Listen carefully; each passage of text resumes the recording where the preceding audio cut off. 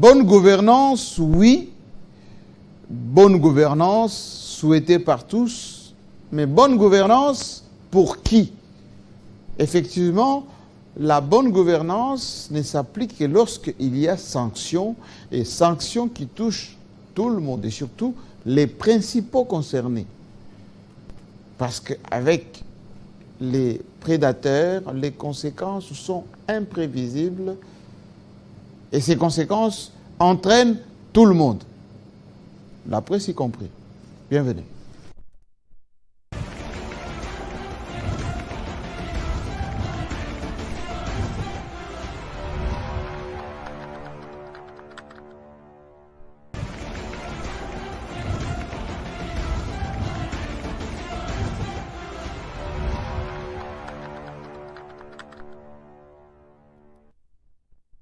Bienvenue à tous, merci, mille merci pour votre accompagnement. 14 ans de Télé 50, c'était cette semaine, gala éblouissant, avec bien évidemment tous qui nous aiment, tous qui nous soutiennent, tous qui sont avec nous, mais aussi ceux qui observent, ceux qui suivent ce que nous faisons. 14 ans, c'était le 24 exactement. Et les 25, nous nous sommes retrouvés à Kinshasa pour commémorer ensemble, célébrer ensemble les bons moments passés ensemble pendant tout ce temps au service de la République démocratique du Congo et de ses leaders, de ses dirigeants, de son peuple. Voilà que Télé 50 repart pour cette 15e année avec la même détermination, avec le même confort qui vous procure chaque jour et surtout chaque samedi, avec bien évidemment le club.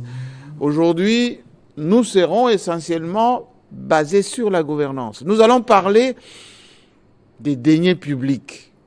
Nous allons parler de ces acteurs qui torturent les textes, qui mettent plus dans leur poche que dans la poche du souverain primaire, de ce petit peuple qui souffre chaque jour. Et des conséquences, vous le savez, elles sont incalculables. Aujourd'hui, et d'après nos ressources et nos sources, la République risque de ne pas avoir des crédits nécessaires, autrement dit des moyens nécessaires pour faire face à ces responsabilités. Nous sommes qu'au mois de juin, on risque d'être hors budget. Nous ne sommes qu'au mois de juin, même la nouvelle Premier ministre déjà installée risque d'avoir des soucis des moyens à sa disposition. Mais aujourd'hui même coïncide avec l'anniversaire 4 ans de Jules Alinguete. Ces chiens qui aboient, ces chiens qui constatent, qui observent, qui alertent, mais qui gênent beaucoup. On va en parler tout à l'heure. Merci à vous. Et parce que je suis déjà entouré de la presse de Kinshasa, une presse tellement pertinente que ce soir, on va tordre le cou à beaucoup de mensonges, pour ne pas dire les fake news, en commençant par Liberté Actu. Il est sobre, chiquement habillé, on dirait un capitaine d'industrie. Bienvenue. Merci beaucoup, Jean-Marie. Comment va Beledou Jésus? Beledou Jésus aujourd'hui ne va pas très bien. C'est-à-dire? Ne va pas très bien parce que il est des thématiques que lorsque vous annoncez ce thématique-là dans un pays comme le nôtre, dans un contexte de crise que nous connaissons tous dans la partie est du pays, dans une situation où l'inflation gagne, comment Beledou va mieux aller dans un contexte où le pays a besoin de ces ressources mobilisées, mais dont on entend de part et d'autre l'argent du contribuable qui est volatilisé. Des millions pillés à longueur de journée. Je crois que ça fait très mal. Oui. Mais bien avant d'aborder les sujets, je mairie quand même, Jean-Marie Kassamba, vous féliciter pour le 14 ans d'existence, je crois, c'est ça? Absolument. De Télé 50. Oui. Moi, malheureusement, je n'étais pas là. J'étais dans le Congo central. Toujours en déplacement. Bon, si ce n'est pas l'Europe, les États-Unis, si ce n'est pas les États-Unis, Le Congo profond, tant mieux. C'est pour le boulot, Jean-Marie Kassamba. Je suis allé couvrir les activités parce que le journalisme, c'est aussi les terrains. Ce n'est pas venir parler le beau français. Depuis Kinshasa. À Kinshasa, non. C'est aller sur le terrain, se rendre compte de ce qui se passe. Mais je voulais d'abord vous féliciter pour ce travail que vous faites, Jean-Marie. La télévision existait déjà à Kinshasa ou au Congo. Mais je pense que vous avez révolutionné la télévision et de manière positive. Là, il faut le dire. Merci. Télé 50, c'est ce média qui n'a plus de limites. C'est ce média qui va couvrir la guerre dans la partie est du pays. C'est ce média qui va couvrir le reportage des proximités que le commun des mortels n'avait pas accès. Ça nous donne une image du Congo. C'est le média des proximités qui nous a rapprochés du Congo profond. Et ça, Jean-Marie Kassamba, il faut le dire, vous avez, nous par exemple, qui venons de l'école du journalisme, on a vu tous les grands genres journalistiques qu'on apprenait à l'école, ici, à Télé 50, en passant par le reportage, les enquêtes, etc. Et on l'a vu ici, c'est la pratique. Télé 50, c'est aussi l'envie de faire ce métier. Quelqu'un me disait un jour, le rêve américain, c'est quoi? C'est quand un enfant voit un policier passer. Il dit, ah, j'aimerais être comme lui. Quand un enfant voit un médecin, etc., à un moment donné, le journalisme nous a fait douter, à tous, même aux jeunes gens. Mais à Télé 50, dès son arrivée, dès son entame, se démarque par la qualité de travail. Et même, pour nous dire, le journalisme n'est pas minable. C'est un monsieur qui doit vivre de son travail. D'ailleurs, la loi sur la presse de 1996 définit le journaliste comme tel. C'est celui qui ne vit que de son métier. Et Télé 50, c'est ce prestige-là qu'on redonne au journalisme. Excusez-moi, je n'ai pas assez de mots pour louer le travail que, pas seulement vous, de confrères de Télé 50 font sur ce plateau, de jeunes gens qu'on ne connaissait pas, mais aujourd'hui, ils font le plus et les beau temps de cette télévision, de la presse congolaise, qui sont sortis de vos entrailles. Je pourrais les citer, mais ils sont tellement nombreux. Et donc, Jean-Marie, je suis très content du travail que vous faites. Puisse Dieu vous donner longue vie afin de continuer à faire cette fierté, c'est redonner à la presse congolaise, à l'audiovisuel surtout, ses lettres de noblesse. Merci beaucoup. Alors, mon absence... c'est très touchant. Mon absence à Kinshasa, je suis allé dans le Congo central parce que ça m'intéressait particulièrement cette province. Pourquoi? Parce que vous avez suivi dans le média ou dans les réseaux sociaux ce qui se passait. Beaucoup de Né-Congo avaient manifesté leur mécontentement sur la gestion du prédécesseur de Grace Bilolo, qui est un jeune, 36 ans, je rappelle ici. Je ne sais pas, peut-être qu'il est le plus jeune gouverneur, 36 ans. Les gens en avaient marre. Quel est l'état aujourd'hui du Congo central? J'ai constaté ces nouvelles mises en place. J'ai constaté un ouf de soulagement. Parce que Jean-Marie, au-delà de la politique, il y a les réalités de terrain que la population voudrait voir. Par exemple, dans cette province, les gens veulent voir les recettes que cette province cette province mobilise chaque jour, contribuer exactement au bien-être de sa population.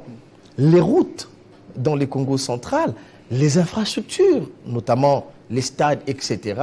À un moment donné, on avait l'impression que cette province était à l'abandon parce qu'il y avait une guerre interne entre les leaders ou la notabilité on des entre Congo. dans les situations normales maintenant. Maintenant, c'est un ouf de soulagement avec ce jeune. J'ai constaté qu'il a été accueilli avec pompe à la porte du Congo central, c'est-à-dire à Kassangolo, l'entrée ici.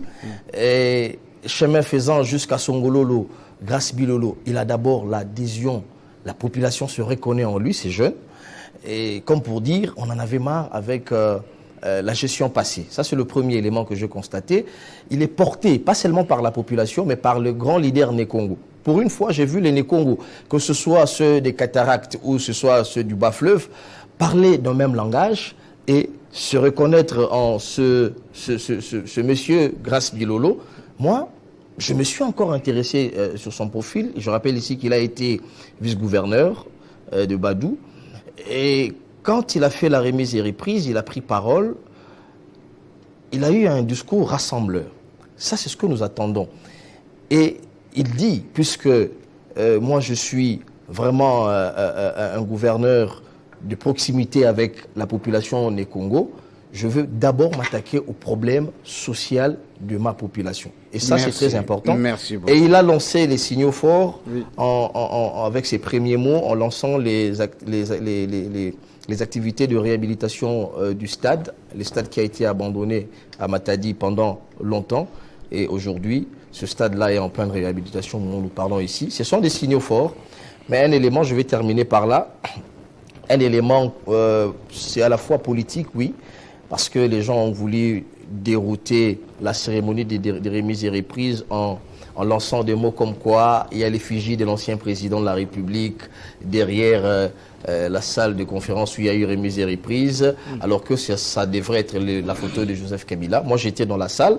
Je peux ici dire que c'est un faux débat. C'est un faux débat parce que cette salle-là, d'abord, regorge les photos de tous les présidents de la République démocratique du Congo, en passant par Kasavubu, Mobutu, Kabila Père, Kabila Fils et puis Tshisekedi. Oui. La photo d'ailleurs de Tshisekedi, parce que je suis entré dans la salle, là, la salle de conférence, là où le siège des gouverneurs se situe, il y a une grande photo, un portrait du président de la République actuelle, Félix Tshisekedi, et c'est un très grand portrait. Et en face, juste à l'extrême gauche, il y a les photos des anciens chefs d'État. À l'extrême droite, il y a les photos des anciens gouverneurs de la province du Congo central. Donc c'est un faux débat. Le plus important, c'est que les Né-Congo se mettent au travail autour de Grace Bilolo. Nous pensons effectivement qu'il bénéficie encore de la confiance de la population, qu'il va se mettre vraiment au travail. Merci beaucoup. Je suis très heureux d'accueillir dans cette émission un baobab de la presse de ce pays, qui fait la fierté de ce pays. Et pour l'anecdote, lorsque nous sommes revenus dans ce pays, c'est lui qui nous a mis les pieds à l'étrier en identifiant, voilà, l'officiel a interviewé, d'ailleurs à l'époque, avant même d'ailleurs Fauteuil Blanc, c'est lui. Il a traversé les temps et les médias. Il s'appelle William Kalengai. Jean-Marie Kassamba. Et le club, c'est... Vous commencez avec nous. Oui. Quand on parle du club, voici les piliers du club. Et aujourd'hui, c'est une exception parce que je vous ai invité personnellement pour qu'on puisse apprécier dans un premier temps ces mises en place dans nos provinces, notamment ces rappels à l'ordre par rapport à ces deux gouvernorats du Haut-Katanga et ici à Kinshasa. Bien évidemment, vous êtes un grand journaliste, nous allons parler d'autres sujets. Bienvenue d'abord. Et merci. Puis, faites-nous un peu une petite analyse de compréhension de ce qui se passe. C'est que le vice-ministre de l'Intérieur a fait comme Raymond Tron, ça fait des gouverneurs. Merci Jean-Marie. Je m'associe aux éloges de notre confrère qui a reconnu le travail que vous faites. Et je ne peux le dire parce que notre métier est un métier de facilitation des choses complexes. Nous devons les rendre simples parce que l'égalité est dans la simplicité. Alors, je suis vraiment venu, vous m'avez invité, j'avais beaucoup de joie, parce que ça faisait longtemps que je n'étais pas venu à ce club, bien sûr, parce que nous avons commencé ça depuis quelques années. Il fallait quand même laisser la place à d'autres, sinon on n'allait pas connaître Gauthier, on n'allait pas connaître l'homme des chiffres, on n'allait pas connaître d'autres jeunes frères. Il fallait laisser à d'autres. C'est la préparation. Parce que c'était une année durant, tous les samedis on était là. Oui. Il fallait quand même à un moment donné laisser aux autres de monter. Je suis content parce que je considère quand même que le plus important c'est le respect des règles des jeux, le respect de la loi. Et si dans un camp politique, comme c'est le cas aujourd'hui, on peut se redresser, on peut s'organiser, c'est une très très bonne leçon. Qu'est-ce qui se passe-t-il effectivement dans les deux provinces? Vous avez tous suivi que le vice-premier ministre Jaboué Chabani a rappelé le gouverneur de Kinshasa et c'est lui du Katanga, du Haut-Katanga, du Haut-Katanga, pour venir lundi ici. J'espère qu'ils seront là et que toutes les choses vont se terminer en bonne intelligence. De quoi s'agit-il? C'est que le peu que moi j'ai compris, quelques semaines avant qu'ils ne soient tous en poste, qu'ils ne publient leur gouvernement, tous les gouverneurs étaient ici réunis autour du vice-premier ministre qui avait donné des instructions précises. Ce ne sont pas ses instructions en lui, mais ce sont des instructions du chef de l'État, qui est quand même le garant du bon fonctionnement des institutions.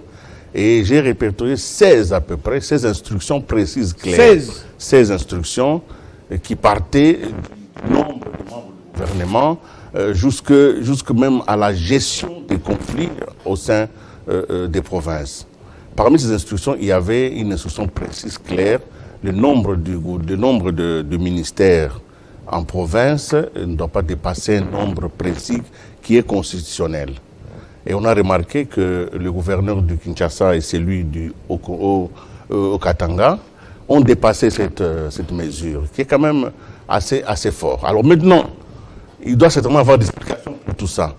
Mais les explications ne valent pas quand il n'y a pas respect de la loi. La loi est importante, elle est importante pour tout le monde.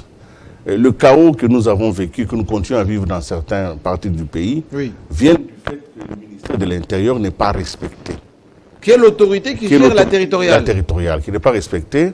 Les gouverneurs, certains gouverneurs, je ne dis peut-être que je ne connais pas le cas de ceux-là, mais certains gouverneurs estiment qu'ils doivent gouverner par des parapluies interposés. Ça signifie que dans la classe politique de Kinshasa, ils ont des parrains, et ce sont des parrains qui valident leurs actions, même les dérives. C'est une faute morale. Et ce n'est pas ça qui fait avancer le pays. C'est comme ça que vous voyez, parfois quand les assemblées provinciales mettent en cause la gestion d'un gouverneur, et peuvent même le déchoir, et le gouverneur vient vite à Kinshasa, il secoue l'arbre du parrainage, et il sort de cet arbre de feuilles pour couvrir ses méfaits, et il rentre en poste. Ce n'est pas une bonne chose. Je crois que le nouveau vice-premier ministre de l'Intérieur, Jacquemain Chabani... Il respecte la loi. C'est pédagogique. Je crois que c'est très important. Je crois qu'il a bien fait, surtout que ce sont les deux provinces les plus puissantes, celles qui contribuent davantage au budget de l'État. Mais dites-moi d'abord, parce que vous êtes spécialiste quand même de cet environnement politique, est-ce que l'UDPS, parlons-en, Augustin Kaboye, que nous connaissons, c'est un respectueux de textes, un homme assez humble, mais comment, d'après mes sources à moi, mes tuyaux, on fait informer, parce que le président de la République avait instruit que si ces gens, enfin ces gouverneurs, avaient de besoins, ils allaient d'abord créer les services, et c'est dans ces services qu'ils allaient prévoir des animateurs, et le budget allait suivre. Et ils nomment des commissaires généraux, sans avoir des services, et en même temps, ils informent, d'après mes sources, le vice-premier ministre, ministre de l'Intérieur, par WhatsApp. Voilà. On aimerait bien créer, nommer des animateurs qu'on n'appellerait pas des ministres, mais des commissaires généraux, etc. Et avec des réunions un peu parallèles. Quand on gère une province comme le Haut-Katanga, on n'a pas le droit de faire des choses comme ça. Vous savez, Jean-Marie... C'est très symbolique, hein? La proximité politique, voire même la proximité idéologique. En disant que le parrain, Kabouya, enfin, je mets entre guillemets, me couvrirait au cas où. Nous sommes en pédagogie. Kabouya s'entend bien avec Jacquemain Chabani. Telles qu'elles sont et avancer. Je disais que la proximité politique et idéologique n'est pas une exemption au respect des règles. Vous voyez, je peux être ici avec vous, je vous rends un service, vous pouvez mettre dans votre poche la main, vous me donnez, vous me payez. Oui. Mais si c'était Géopolis qui rendait service à Télé 50, je dois faire une facture le lundi. Absolument. La facture va entrer dans votre comptabilité et c'est votre comptabilité qui va payer. Le politicien a une petite erreur et je crois qu'elle va devenir fatale. C'est de croire que la proximité politique, même familiale, est une exemption au respect des règles. La gestion de la cité est régie par des règles que nous n'avons pas inventées. Nous avons souscrit à des règles, qu'elles soient internationales, qu'elles soient nationales, qu'elles soient même locales. Ces règles-là nous précèdent. Nous entrons dans un jeu où nous devons jouer de manière à respecter les règles du jeu. Alors, vous pouvez rencontrer les vice-premiers ministres dans un coin, vous le connaissez, c'est votre petit frère. Et parallèlement... Vous lui dites une chose officiellement. Vous lui dites, voilà, moi je vais nommer des commissaire, bon, c'est bien, vous discutez en tant que membre d'un parti. Écrivez-lui, papier en tête, déposé avec accusé de réception. Et attendez la réponse. Attendez la réponse. Parce que quand on gère une province, on a des prérogatives limitées qui sont connues, mais on a aussi des prérogatives préalables.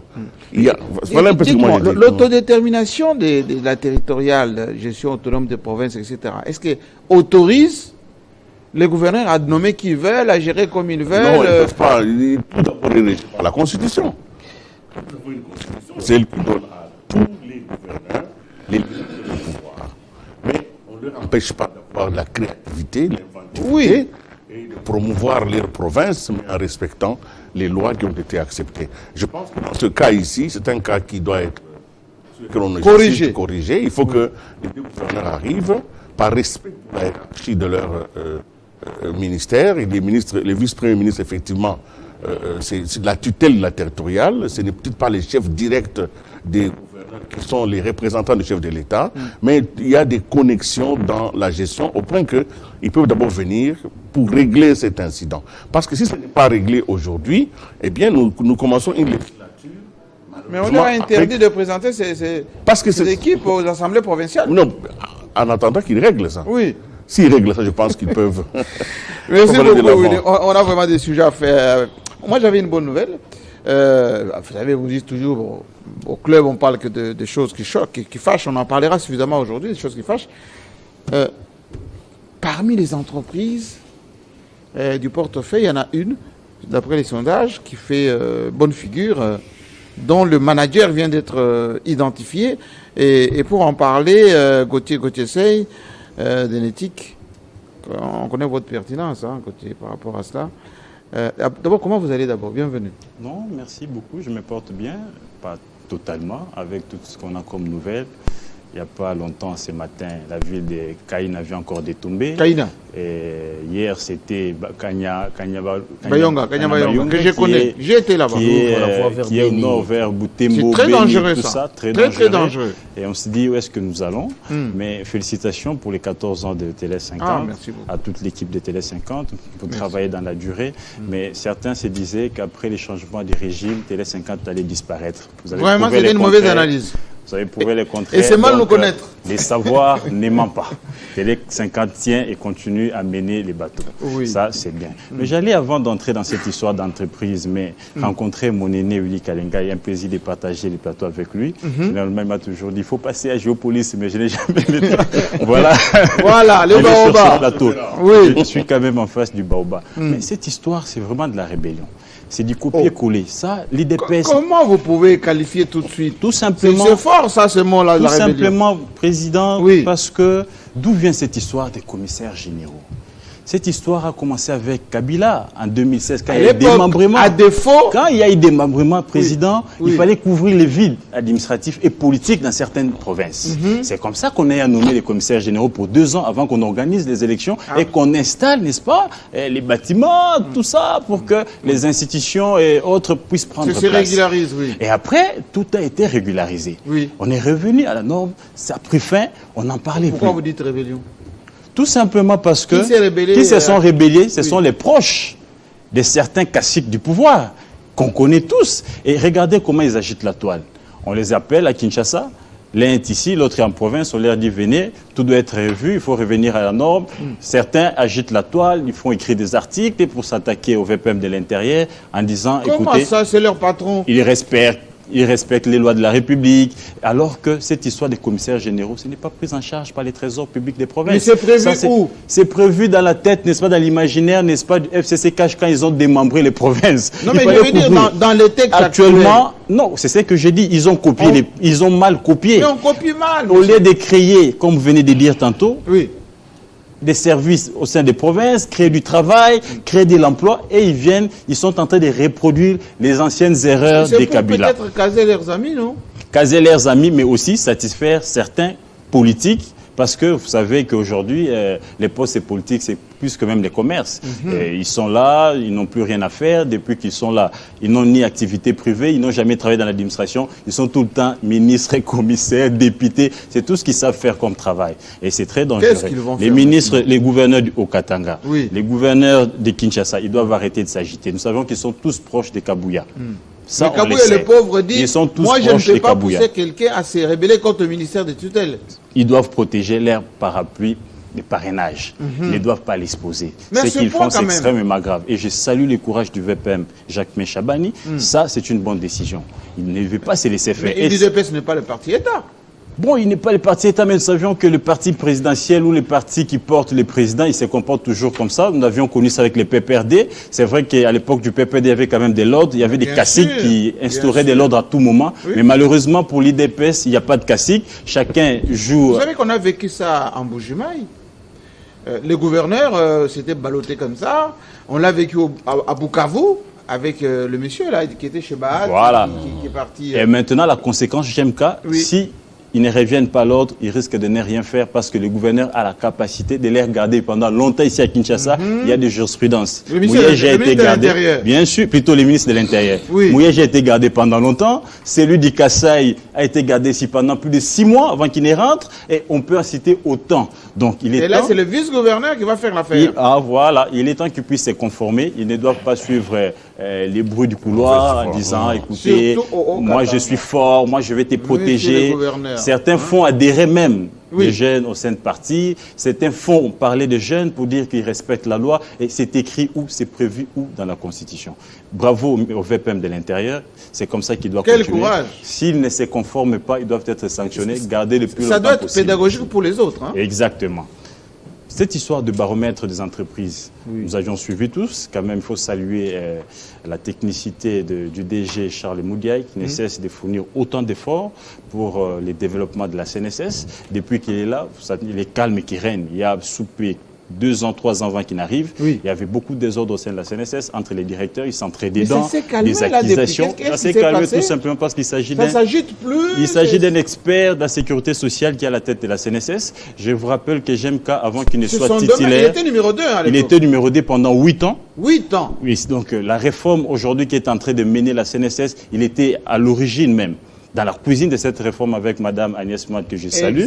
Et aujourd'hui, il est à la tête de la CNSS. Il continue, n'est-ce pas, à vulgariser cette réforme. Mais pourquoi c'est un homme discret, on l'attend à peine, on le voit à peine Généralement... C'est contrairement à la culture louba un peu, hein.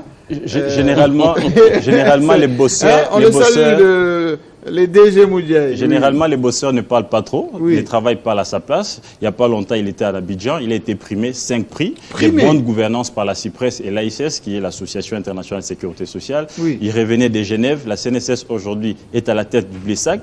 Le BLESAC, c'est cette structure-là qui gère les caisses de la sous-région. C'est la CNSS Kinshasa qui gère avec Charles Moudiaï, à cause de sa bonne gestion, de ses bonnes pratiques, qu'il est en train, n'est-ce pas, de matérialiser.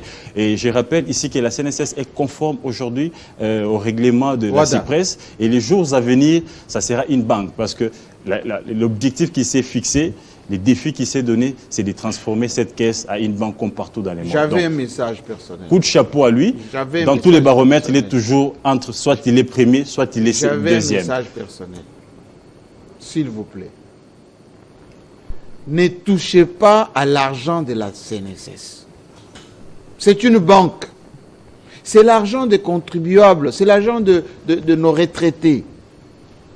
Certes, CNSS est actionnaire, hein, Congo Airways. On est en train de chercher l'argent. Dans le dernier conseil des ministres, on a dit voilà, il faut absolument prendre l'argent. Jean-Pierre Bembe là-bas. Hein, Jean-Pierre Bembe, le transport. Je pense qu'il ne faut pas... On cherche l'argent en ce moment pour acheter des avions. Matata l'a fait à l'époque, voilà. JMK, je rappelle.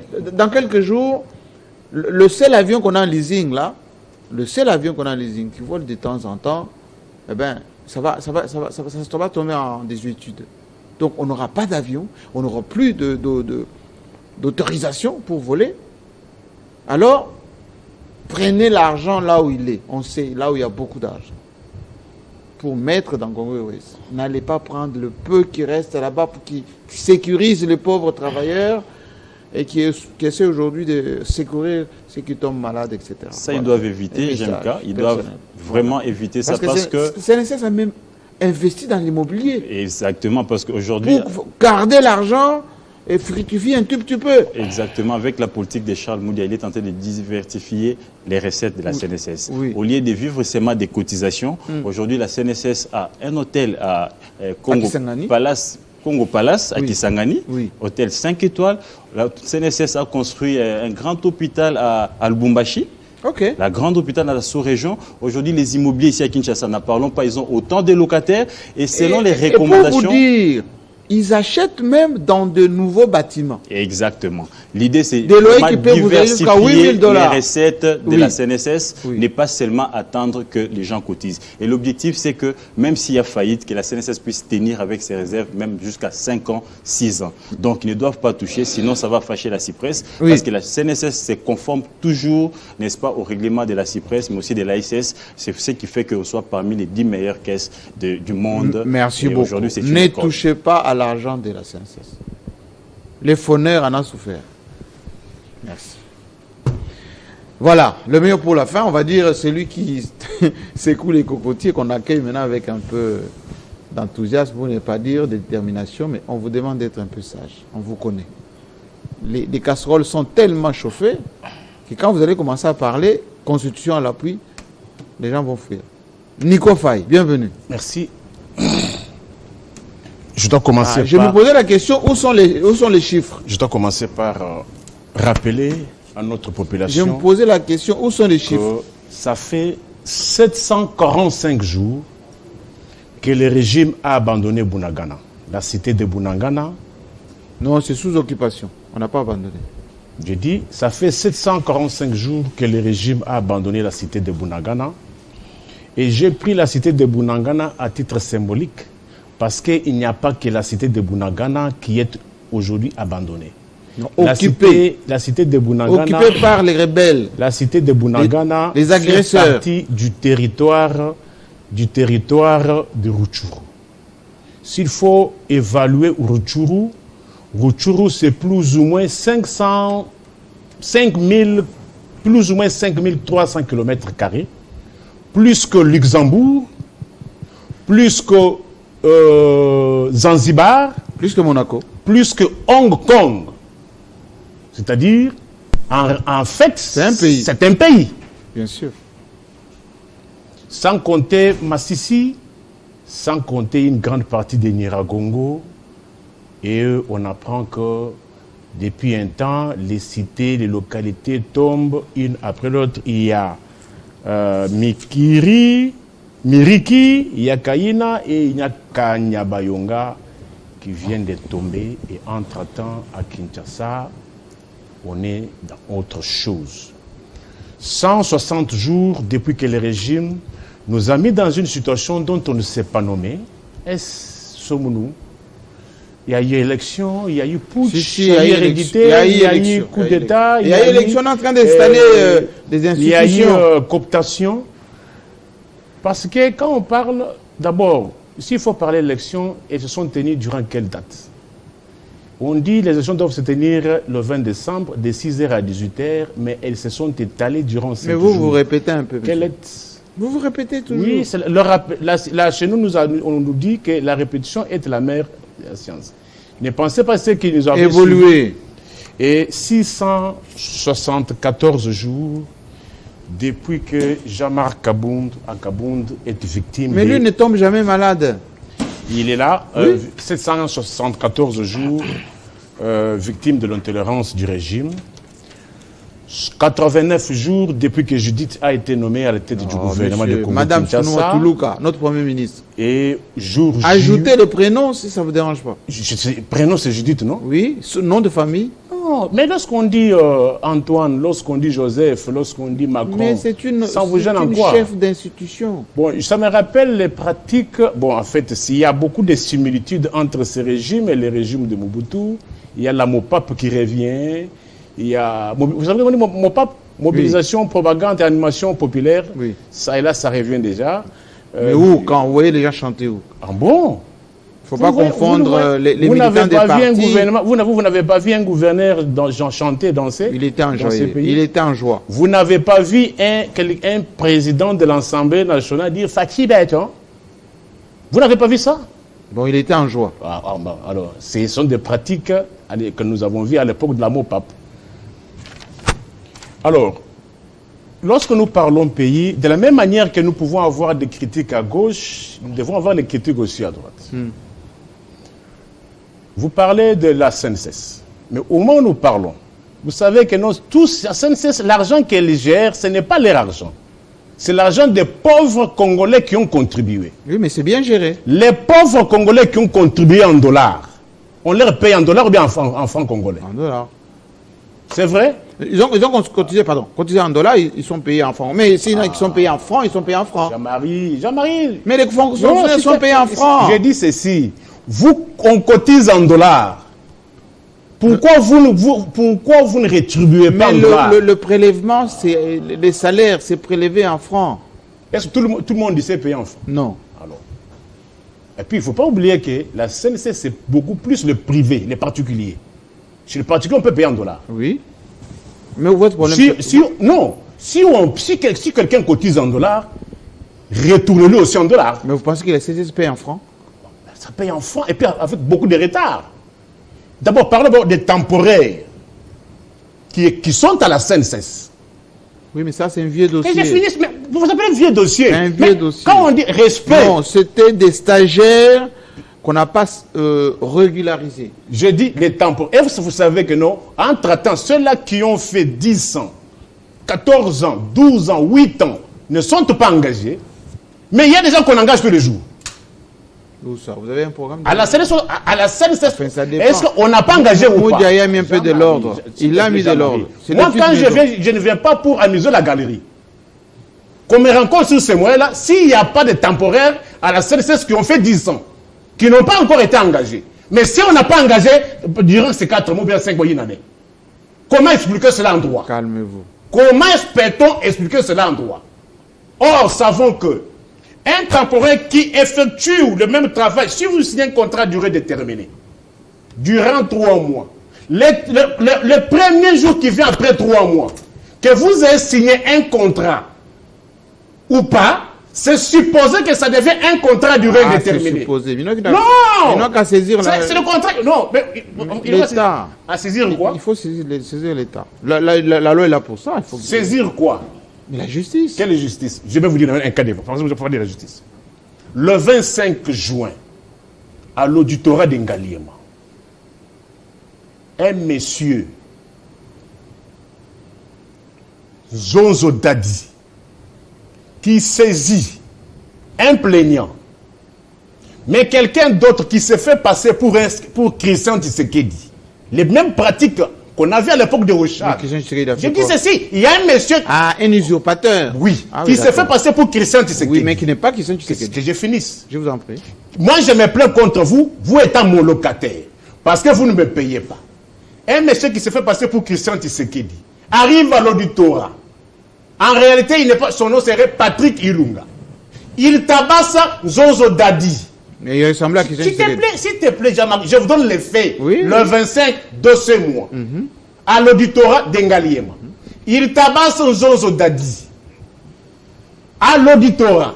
Et les messieurs sont, il repart. Et les mêmes plaignants, c'est celui qui se trouve aujourd'hui en prison. Et les mêmes Ilunga Patrick, qui n'a ni titre, parce que les dossiers, c'est quoi? Il y a un fond. Il est usurpateur. Jean-Marie, mais il y a une précision détail. Je pense que mon frère... Vous avez tous parlé. Vous avez tous parlé, je vous ai suivi. Écoute, cher ami. Qui est-ce qui a la parole? Qui termine d'abord? Oui, allez-y. Monsieur... Où est le rapport avec les rapports, parce que vous avez parlé de la justice. Oui, mais alors... Moi, à l'auditoire, il y a quoi? Il y a eu des faux, là. À l'auditoire, il y a quoi? C'est la justice, non? Oui, mais il faut faire quelqu'un qui veut se plaindre. Il faut dénoncer. On les tabasse là-bas. Oui. Parce qu'il est propriétaire, qui demande l'argent à son locataire. Un autre vient et dit, tu ne peux pas agir parce qu'il y a eu une parcelle que la même personne qui se présente comme étant Christian Tshisekedi, en réalité, n'est pas Christian Tshisekedi, un certain Patrick Ilunga. Mais il faut les dénoncer.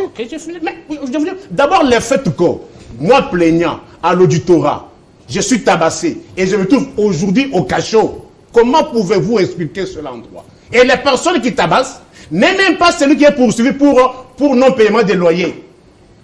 Moralité. La parcelle se trouve où? La personne qui est se trouve sur l'avenue Kingangala, numéro 3, La Loupe, à Delvaux. Pourquoi ça nous intéresse, nous? Ça vous intéresse parce que vous les avez envoyés en justice. Merci. Alors, quand nous parlons État, oui, de la même manière que les bonnes pratiques doivent être à gauche, les mêmes pratiques doivent s'exercer partout.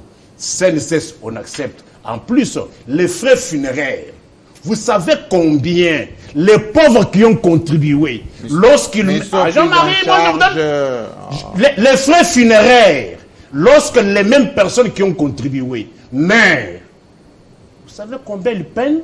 On paye. Je dis ceci, si tu appelles Jean-Marie, je cotise pourquoi? Mais il y a assurance maladie, il y a SSOPSEC, il y en a, oui. Et mais lorsque je meurs aujourd'hui, ça fait 6 mois que je ne suis pas désintéressé. Il faut les suivis. Les suivis après 6 mois. Il faut les suivis. Mais néanmoins, l'argent, vous... Il y a les suivis. Merci beaucoup. Une petite précision. Et l'hôtel Palace dont vous faites allusion de Kisangani. Qui utilise ça aujourd'hui? Non, c'est pas une... L'hôtel Palace de Kisangani, qui utilise ça aujourd'hui? Ce n'est pas... L'hôtel... C'est l'argent de contribuer, de ceux qui ont cotisé. Oui, c'est quoi le problème? Qui utilise l'hôtel de Palace de Kisangani aujourd'hui? C'est qui? Mais c'est réservé. C'est réservé à une classe de gens. Oh. Oui, mais ce sont des Congolais. Jean-Marie, je pense que...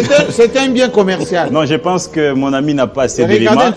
J'ai à traiter ces cas des stagiaires de la CNSS. Je n'ai pas parlé de stagiaires temporaires. Les temporaires et les stagiaires, ils ont été mis à l'écart à l'époque du DG, comment il s'appelle, le docteur Fouti, si je ne me trompe pas. Exact. Et quelques mois après, Moudiaï a pris les fonctions. Ils se sont organisés en collectif. Ils ont été reçus par Moudiaï et ils ont discuté. Pendant qu'on voulait déjà régler leurs problèmes, ceux qui ont fait autant d'années, il y a eu cette mesure du DIRCAB. Il ne fallait pas faire des mises en place, il ne fallait pas engager. Et ça a été mis au frigo. Donc, ce qui fait il y a pas eu engagement après? Mais dites-nous, qui on a engagé?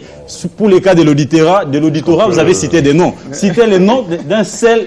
Jean-Marie. Bon, moi, j'avais cité le nom des autres on a engagé. Donc, il raconte sa vie. Je serai pas long. C'est un peu compliqué. Merci beaucoup. Cher, c'est moi s'attaquer gratuitement à la CNSS. Et mon aîné Willy sur le sujet de la ville de Kinshasa. En tout cas, moi, ça m'intéresse.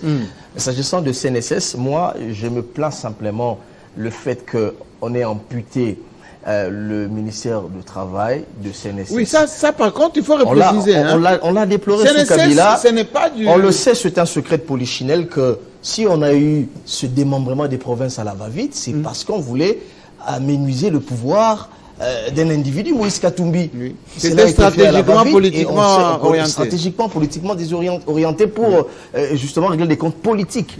Et malheureusement, aujourd'hui, c'est une bourde sur toutes les lois de la République démocratique du Congo, amputer le ministère du Travail des CNSS pour l'amener au ministère de la Santé. Moi, je pense la prévention, c'est pas la santé.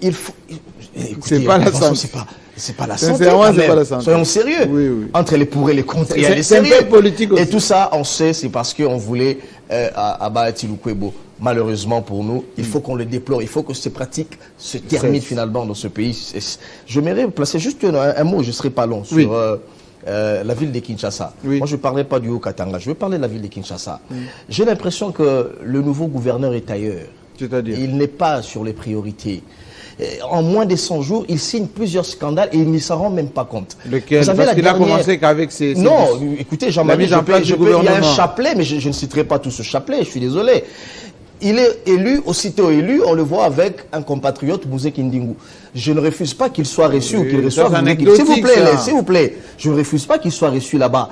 Mais pourquoi ne pas garder ça en privé, mais manifester une audience dans un bureau? C'est vrai, c'est un bureau privé. C'est un bureau privé. Ça, c'est le premier élément. Les Kinois, ça a indigné les Kinois. Moi, j'ai la température. Je les retourne.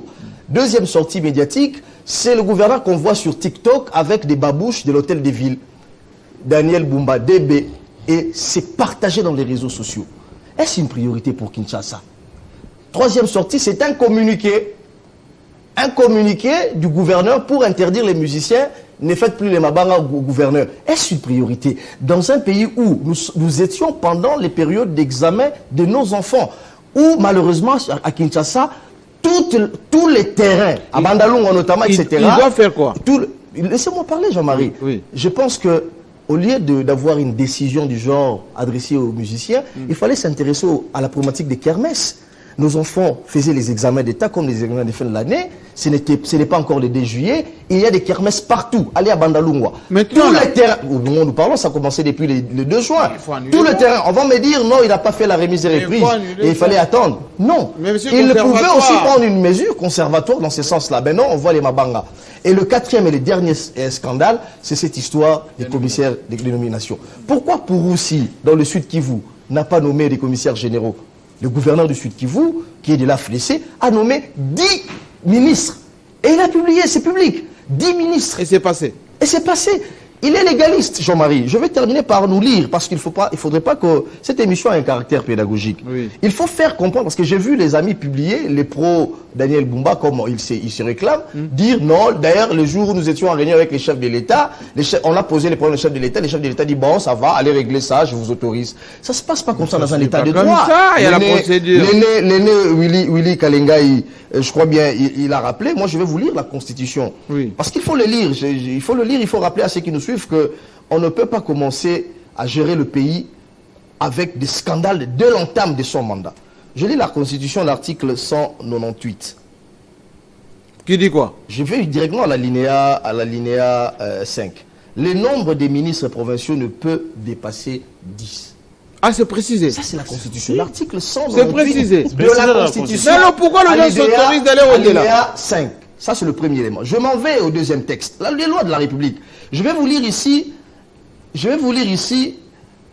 la loi du 31 juillet 2008, loi numéro 8/012 portant principes fondamentaux relatifs à la libre administration des provinces.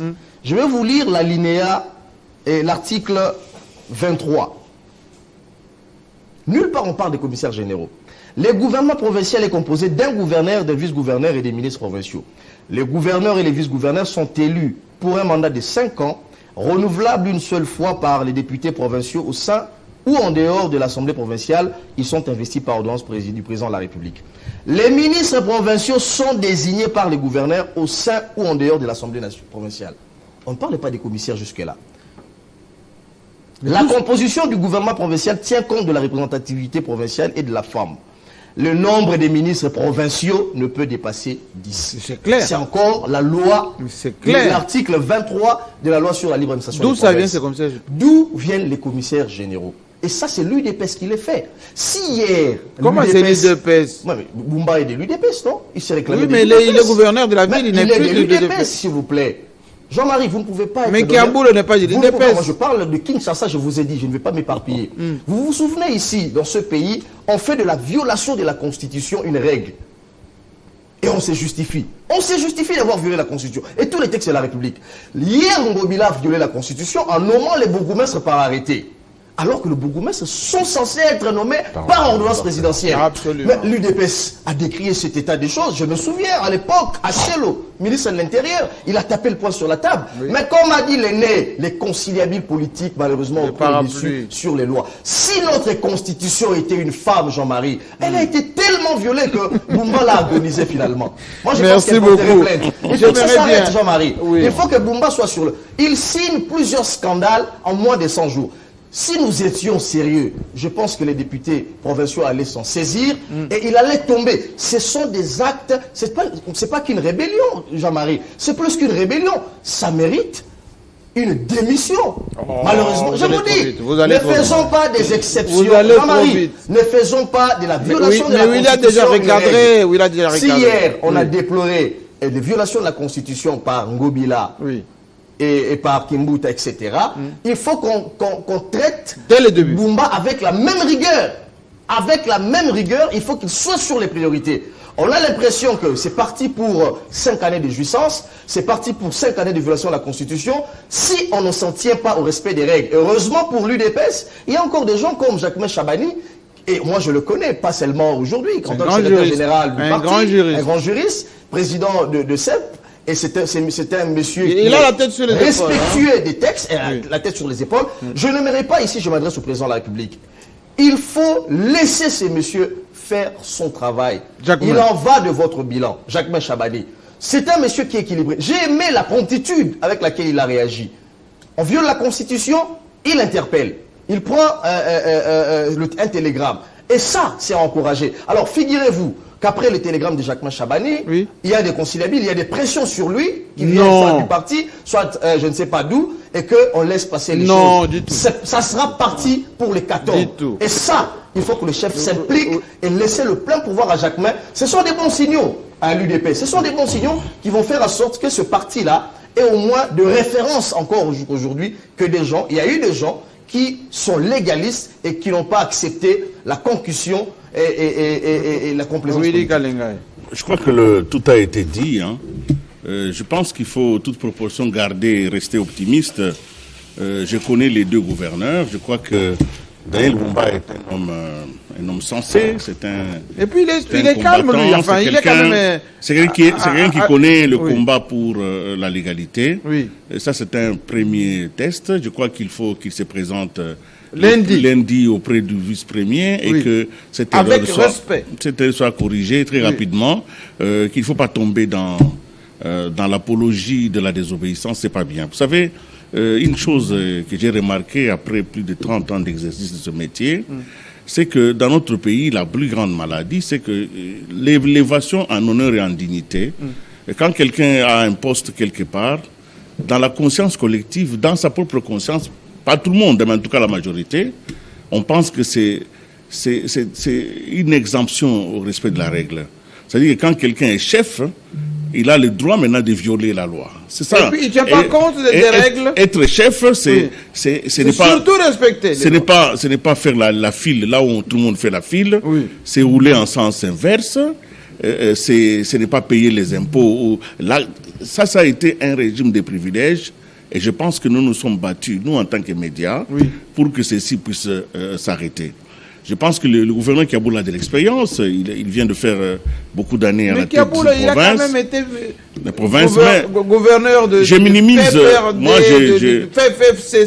je minimise cet incident. Oui. Et je ne veux pas être alarmiste parce que nous sommes encore aujourd'hui samedi et que c'est le lundi qu'ils sont convoqués. Et donc, on prend l'avion. Qu'ils prennent l'avion, qu'ils voient le vice-premier et que, de toute façon, que ce soit Daniel qui est délit de peste, Jacquemain est délit de peste. Donc ça va, c'est la famille et on peut régler les choses. Vous savez que la législature ils doivent le faire. Godin Poy a refusé d'investir les commissaires généraux à l'Assemblée provinciale parce que c'était inconstitutionnel. Parce qu'ils sont redevables à qui?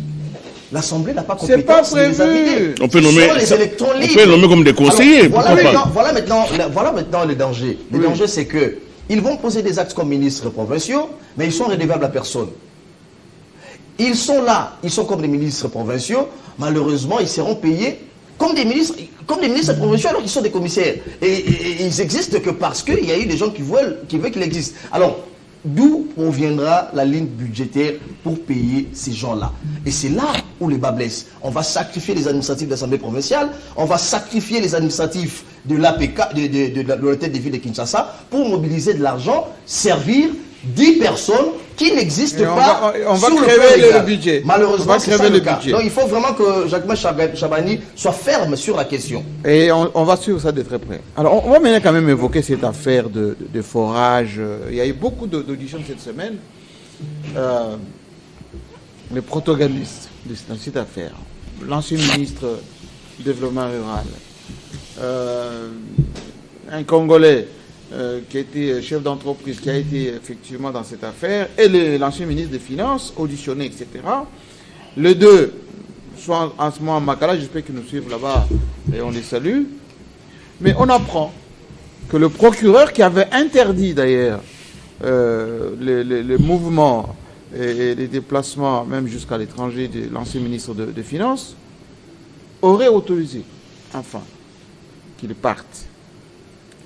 Et puis, on a vu dans les médias, on revient sur l'inspecteur général de finances avec une affaire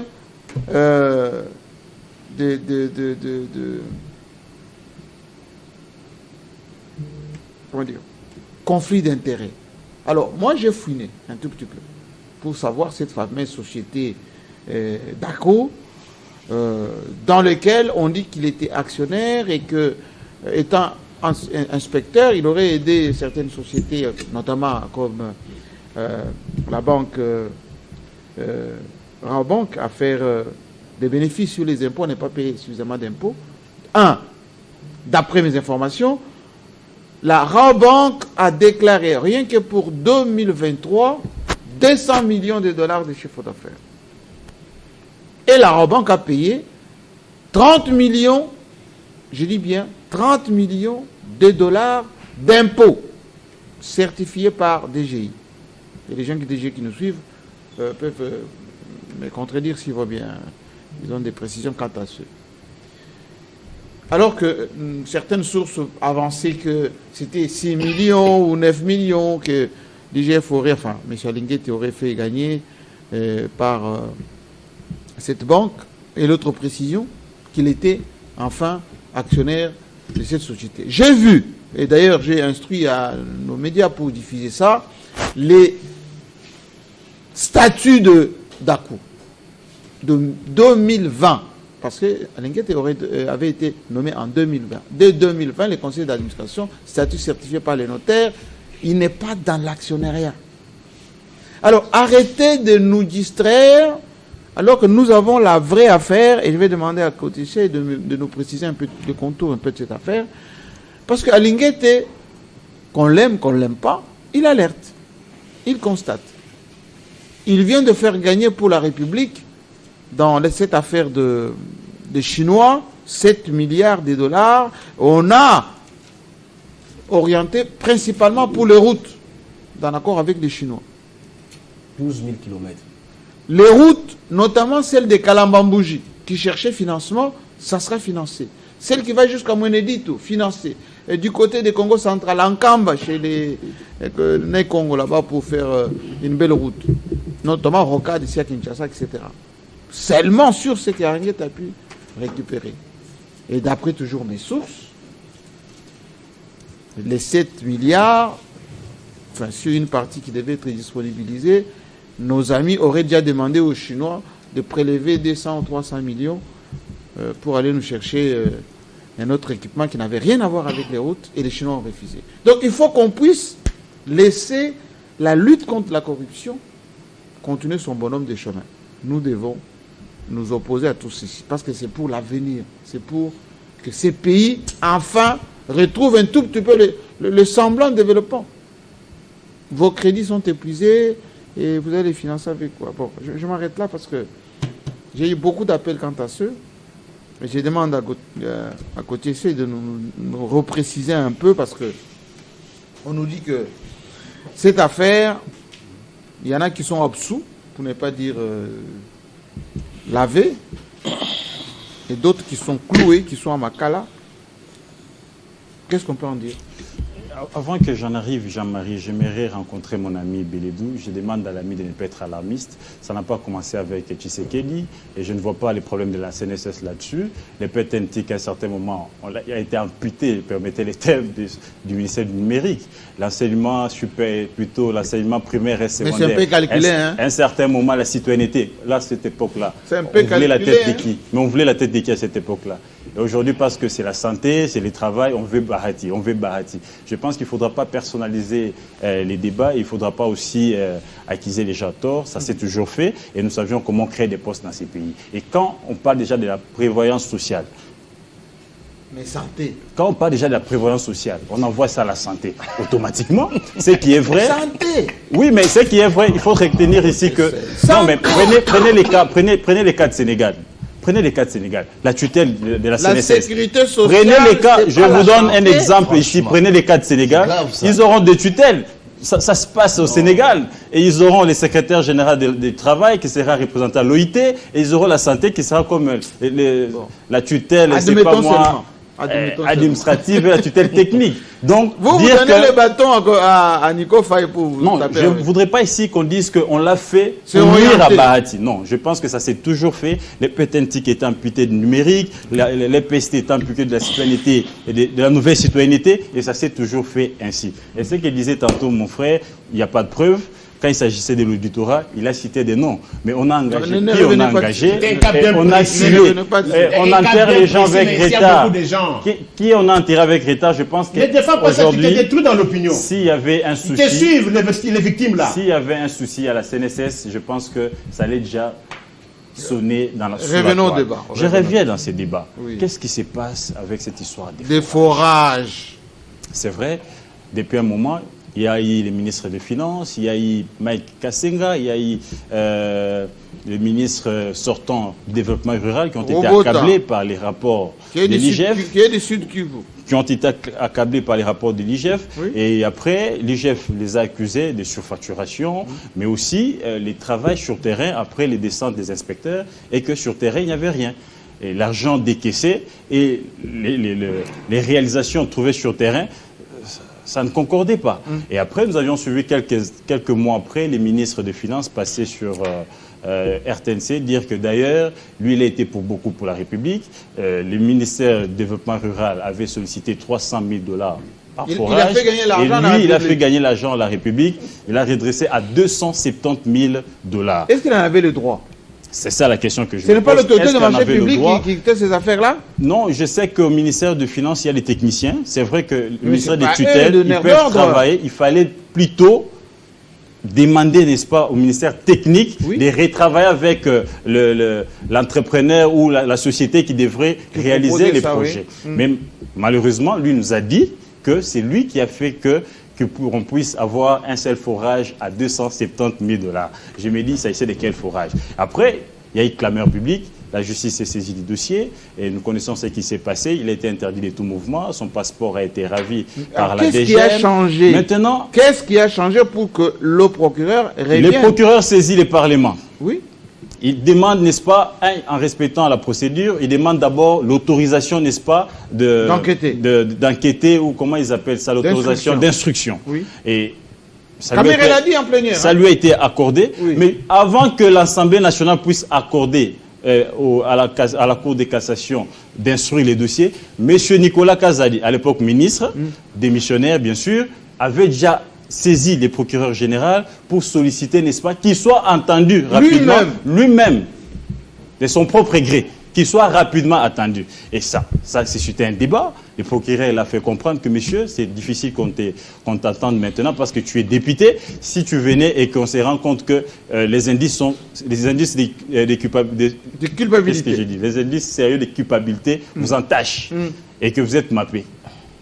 Et avec quelle autorisation? Qu'est-ce qu'on dira? On a violé la loi. Attendons que l'Assemblée puisse autoriser et on va vous faire venir. C'est comme ça qu'il y a la suite à continuer. Kassenga, comme il n'a pas des immunités, Robota n'était même pas au pays, il n'est ni député ni sénateur. Mais il est revenu pour coopérer avec la justice. De bonne foi, bien sûr. Curieusement, hier, il y a eu contradictoire entre Robota, j'ai couvert, j'étais là à Katimili. Ah, vous étiez là? C'est moi qui ai étudié tout ça. Le bon journaliste. J'étais là, même si j'ai été menacé par quelques proches d'un prévenu, dont j'étais les noms. Non, on ne menace pas les journalistes. Robota est venu négocier ou coopérer avec la justice, il n'était pas au pays, il n'a pas d'immunité, il n'est ni député, ni sénateur. Mike Kassenga sont venus et pendant les contradictoires, Jean-Marie, il s'est fait que les chiffres avancés par les uns et les autres ne concordaient pas. En contradiction. En contradiction. L'autre disait, c'est toi qui as exigé l'argent, selon ce qui a fuité à mes oreilles. L'autre s'était déjà préparé avec ses documents. M. Nicolas Kazadi, qui a présenté ces documents à l'avocat général, démontrant que tout ce qu'il a décaissé comme argent procédé de gens, c'était sur demande de Robota, qui était le ministre des tutelles. Et il a demandé l'argent plus de 5 fois, et c'est ce qui a donné la somme de 80 millions. C'est qui devait donner quelque chose de plus de 400 forages en raison de 270 000 $ par forage. Lesquels forages que l'IGF a enquêté n'a pas vu. La Cour de cassation a envoyé les OPG sur terrain, ses inspecteurs sur terrain. Ils n'ont répertorié que 115 forages. Oh là là. Alors que le Trésor public a décaissé 80 millions de $. C'est pas possible. On pose la question à monsieur Mike Kassenga, on lui pose la question, mais où est parti l'argent? Où sont les forages? Où est-ce que vous avez construit les forages? Selon les fuites, monsieur Mike Kassenga dit, il se remet aux sous-traitants. Il dit non, mais moi j'ai payé les sous-traitants. On lui dit, mais après enquête, on se rend compte que les comptes bancaires de votre entreprise, consortium Steve construit, sont vides. Où est parti l'argent? Sont vides. Où est parti l'argent? Non, l'argent a été donné aux sous-traitants. Parmi les sous-traitants, on va citer les noms d'un certain Samba Bacheli, qui aurait bénéficié aussi de 28 millions pour construire 100 forages. Sur instruction de qui? Lui non plus, il ne les a pas fait. Sur instruction de qui? On ne sait pas. Et à ce moment-là, c'est là où l'autre va se présenter comme un caissier. Il dit que lui n'était qu'un simple caissier. Qui était caissier? Le ministre des Finances, bien sûr. Il n'était qu'un simple caissier. Il n'était là que pour payer sur demande du ministre de tutelle qui était Roubota. Et maintenant, ce qui dérange un peu Jean-Marie, après avoir conclu le dossier, l'avocat général a constaté qu'il fallait mapper les deux, Roubota et Maïka Senga, parce que c'était difficile de mapper les ministres. Il a encore, plutôt le ministre sortant, il a encore député. Il faut à cette fois-là solliciter encore l'autorisation de poursuite et la levée des immunités pour qu'il soit arrêté. Donc, lui, il est parti en homme libre. Pendant qu'il est descendu, quelques minutes après, les autres sont restés, ils ont été mappés. Et un jour après, on apprend de nos câbles une note fuite à ma rédaction, comme quoi le PG a autorisé la sortie du monsieur Nicolas Kazadi, lui qui est le caissier. Alors que les caissiers devaient être là jusqu'à la fin, n'est-ce pas, du procès. Pour raison d'enquête. Pour raison d'enquête. Mais là, ils ont, le procureur général a répondu positivement à la requête des députés nationaux qui avaient sollicité qu'on arrête toute action qui a été menée avant qu'eux n'autorisent les poursuites.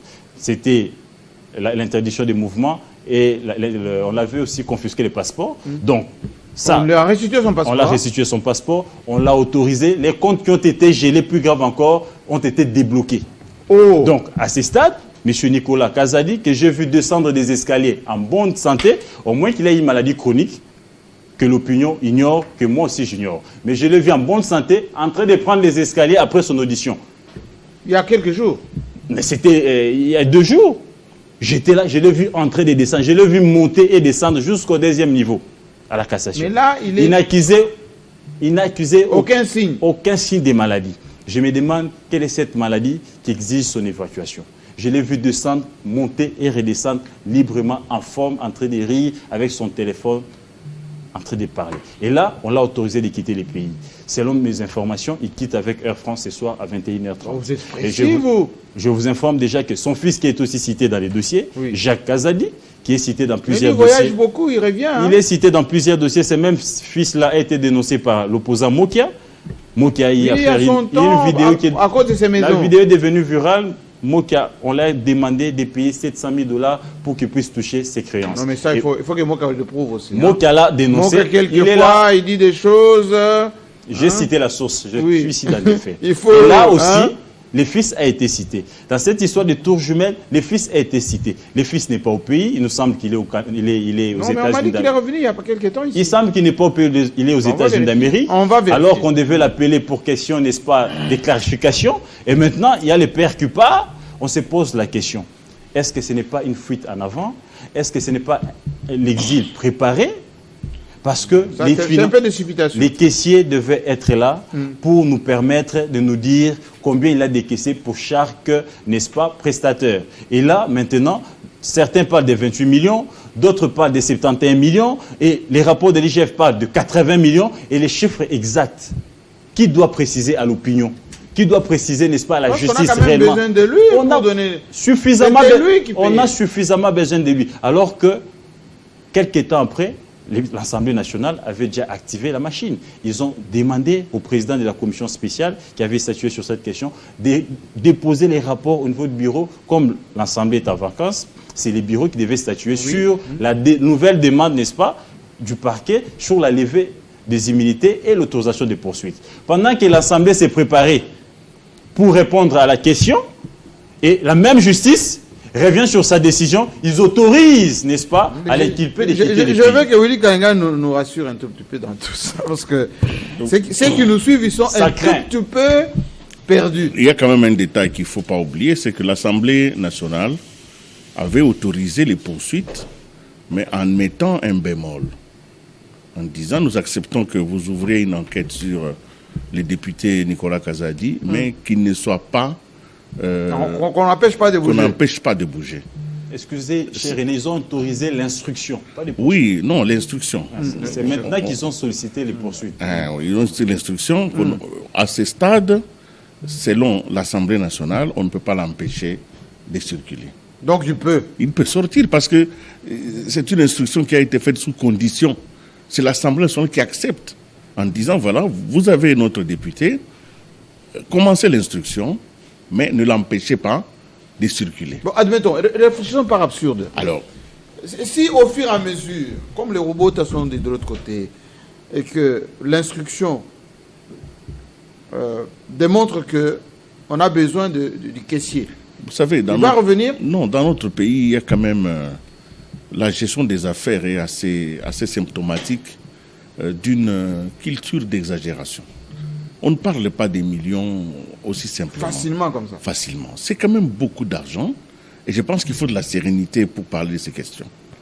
Nous avons fait ces dossiers, toutes les rédactions, tous les journalistes ont eu à écrire sur le dossier des forages et l'autre de lampadaire. Tout le monde en a parlé. Pour nous, les journalistes, c'était une bonne chose parce que ça nous donnait de la matière. Et Gauthier vient de démontrer qu'on peut encore creuser dedans. Mais la question qui intéresse la justice aujourd'hui, c'est la gestion de 71 millions qui sont sortis de la caisse de l'État. C'est cet argent-là qui est allé du ministère des Finances, enfin de la Banque centrale, vers les comptes de celui qui avait gagné les marchés, M. Kassenga. Oui. À partir de lui, où il dit effectivement que j'ai pris cet argent, j'ai aussi donné à des sous-traitants. Oui. Il faut le temps. Je pense qu'on est en train de faire le jugement d'une œuvre qui n'est pas encore achevée. Il y a eu une alerte, certes. L'IGF a alerté qu'il y avait suspicion de malversation pour ce dossier-là. Rappelez-vous les dossiers de 100 jours. Oui. Nous en étions au même état d'esprit. Au même rythme. Ça signifie quoi? Il y a des gens qui ont fait des commandes. Les œuvres sont sur terrain ou sont en train d'arriver au pays. En même temps, vous établissez la culpabilité de détournement. Quand le gouvernement, je crois, Ilunga Ilunkamba, avait décidé de faire une enquête sur les dossiers de 100 jours. Vous vous rappelez? Je me rappelle bien, c'était M. Mayo qui était ministre du Budget. Oui. Ils sont allés faire le rapport au Premier ministre en disant, après enquête, après vérification, l'ensemble des commandes, nous les avons retrouvées. Donc, certaines choses étaient en Turquie, d'autres étaient à Matadi, d'autres étaient déjà... voilà. Oui. On a pu retracer à peu près l'utilisation de ces fonds-là. Je ne dis pas c'est la même chose, mais je dis quand même que nous allons très vite en besogne. Dans ces dossiers, nous allons très très vite en besogne. Nous crions vite au détournement. Peut-être qu'on a fait 100 forages sur 300 et que les 200 sont en voie de venir. Je m'interdis. Mais sur le compte bancaire, mais c'est normal. De la société, c'est vide. Déjà. Si on a déjà commandé, on a payé. Moi, les sous-traitants, c'est que moi je demande. Commence à poser problème aussi. C'est que je demande, Jean-Marie, pour terminer, je dis ceci. On crie vite aux voleurs et je suis d'accord.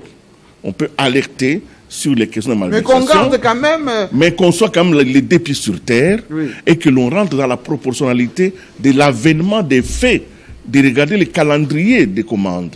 Quand vous commandez une chose, il y a un temps pour que la chose vous soit livrée. Mais si vous découvrez que l'argent est sorti de manière malencontreuse, alors annulez l'opération. C'est ça. Annulez l'opération, demandez remboursement, et puis on fait le contrôle. Exactement. Mais en même temps, il travaille, en même temps, on demande qu'il a détourné. Beledou.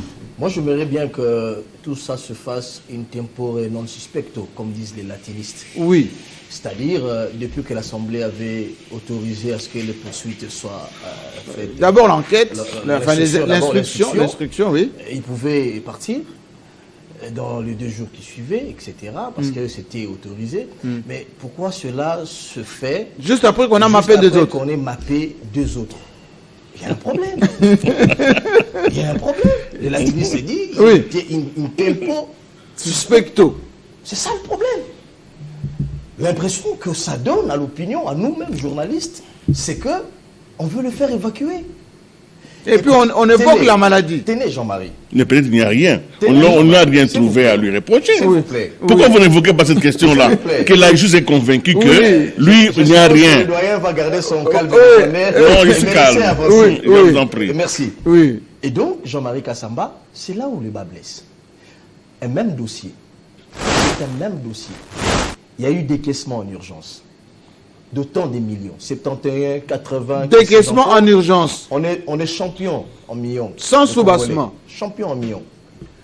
Mais l'argent pour lequel, le travail pour lequel l'argent est sorti, 2 années après, aujourd'hui on tend vers la 3e année, le travail n'est même pas exécuté à 50%. Il y a un problème. Sur 300, on avance 100. Il y a un problème. Et vous avez suivi les jeux de ping-pong, je ne reviens pas sur ça. Gauthier a été suffisamment exhaustif sur ce dossier. Clair.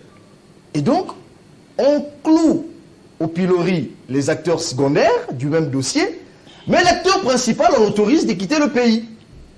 Il y a un problème, Jean-Marie Kassama. Il y a un problème. On n'a pas besoin de regarder le ciel pour savoir d'où provient la pluie. On sait que la pluie vient du ciel. Il y a un problème, Jean-Marie. Pourquoi cela devrait être un tabou?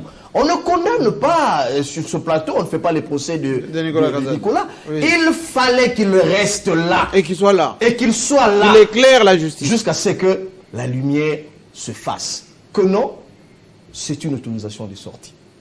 Et ça, Jean-Marie Kassama, vous pouvez beau dire tous les mots, il y a un problème, il y a un malaise. Je reviens maintenant sur les attaques, parce qu'on a cité Alinguete. Oui. Et même dans l'instruction, Nicolas Kassadi aurait cité Alinguete. Mais il faut qu'on soit sérieux un jour dans ce pays. Si nous avions eu vent de tout ceci, c'est parce que les inspecteurs... Bon, je me plains pour Alinguete, malheureusement. Il annonce un rapport de près de 20, 30, 50 inspecteurs en mission. Et quand il le ramène, le rapport final, c'est lui qui doit endosser. C'est ça. Et pourtant, on dit que c'est l'acharnement. Pourtant, il y a des inspecteurs qui sont déployés sur le terrain. Vous savez qu'Alinguete n'a même pas le droit d'ajouter une phrase dans le rapport des inspecteurs. Quand ça arrive. Quand ça arrive, non. Nous sommes journalistes, renseignons-nous. Mais il endosse. En tant que responsable. C'est le travail de la République. Alinguete a un chef direct qui s'appelle Félix Tshisekedi. À qui il doit faire rapport. À qui il doit faire rapport. Et malheureusement, il devient l'homme à abattre. C'est grâce à ce monsieur que nous avons vent de tout ceci. Sinon, on ne saurait pas. Il y a d'autres dossiers qu'on ne connaît pas. Connaissait pas. Oui. 80 millions. Comment on allait savoir qu'un forage coûterait 200 ou 300 000 $? Il y a des gens qui se réclament d'ailleurs, c'est peu. Il y a un monsieur que vous avez reçu, un conseiller. Oui, absolument. N'appelez pas ça puits, c'est bête, ce n'est pas un puits, c'est station de forage, etc. Il faut habiller et tout ça. C'est un puits, Jean-Marie. 200, 300 millions dans un pays comme le nôtre, il y a malaise. Et au lieu de s'intéresser aux vrais problèmes, et ça se dit dans tous les salons politiques, Alinguete devient l'homme à abattre. On sort cette histoire de Dako que vous avez citée ici. Oui, je reprécisé. Et on appelle ça une enquête. Je suis jaloux de mon travail, de mon métier, le journalisme, que je porte comme un collier. Mais on a tous étudié les gens journalistes. On a pondu une vidéo de 45 minutes, on dit que c'est une enquête. Une enquête a un élément important. Je crois que le professeur Wawa qui nous suit, qui enseigne le journalisme, me suit. Et les étudiants en SIC qui nous suivent. Dans une enquête, il y a un élément capital, le recoupement. Oui. On croise les sources. La confrontation des sources. Oui, absolument. On va prendre un condamné de justice, un repris de justice. On prend un autre monsieur, je ne sais pas, en Allemagne, un type en Inde. Ils font leur témoignage et on appelle ça une enquête.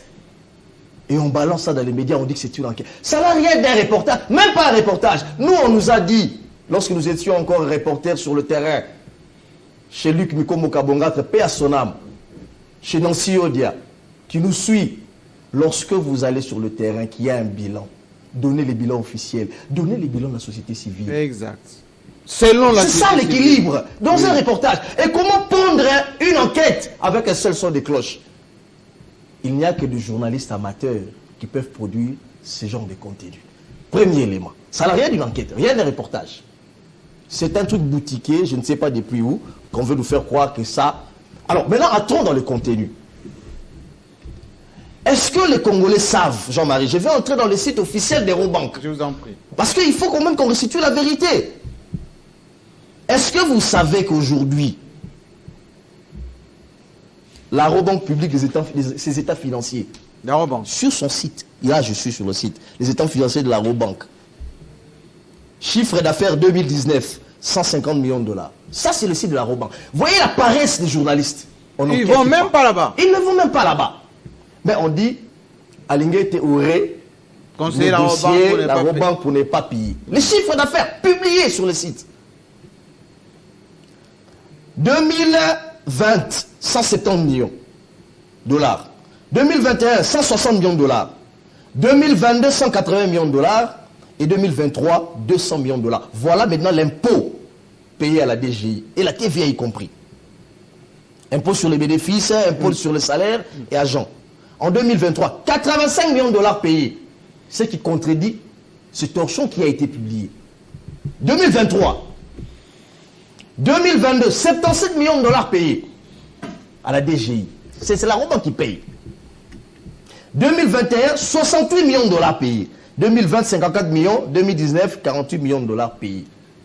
Mais on dit qu'on a payé en 2023 dans ce communiqué 1 million, un truc 9 millions, etc. Une diffamation sur la place publique. Comme ça. Et on appelle ça communiqué. Et c'est les ridicules, ce qui est encore plus ridicule. Alingué était nommé inspecteur général des finances en 2020. On brandit des tracts de documents qui étaient signés, je ne sais pas où, dans un papier, et dont il y a eu un procès dans ce pays, sur le même dossier, 13 millions. Il y a eu un procès, et Vondé à l'époque a éclairé tout ceci. Ils ont authentifié tous les documents, c'est important de le dire. On veut faire apparaître les flics des finances publiques comme le démon, et ceux qui détournent comme des saints. Malheureusement, c'est ce que nous déplorons ici. Nous sommes dans un état où on prend les antivaleurs, on veut que cela devienne des valeurs. Je suivais une vidéo un jour, je vais mettre une parenthèse rapide et je vais chuter par là. Oui. Je suivais une vidéo un jour, l'examen d'État, un directeur d'école qui s'adresse aux élèves de 6e année, avec des fautes de français. Je publie et je déplore. C'est un monsieur que je ne cite pas les noms ici, un responsable, il me dit, monsieur, c'est un père des familles, comment tu peux humilier un père des familles comme ça? Je dis, monsieur, un père des familles, directeur d'une école, qui s'adresse aux finalistes avec un français approximatif du français, et vous voulez qu'on le tolère. Il faut décourager publiquement ces messieurs, parce qu'on veut de l'excellence. Et c'est ce que nous vivons ici. 2020, les enquêtes qu'ils disent menées, Alinguete n'était même pas inspecteur, et les éléments dont ils parlent là, il y a eu un procès. Les procureurs vont décider pas n'importe quoi. Après enquête.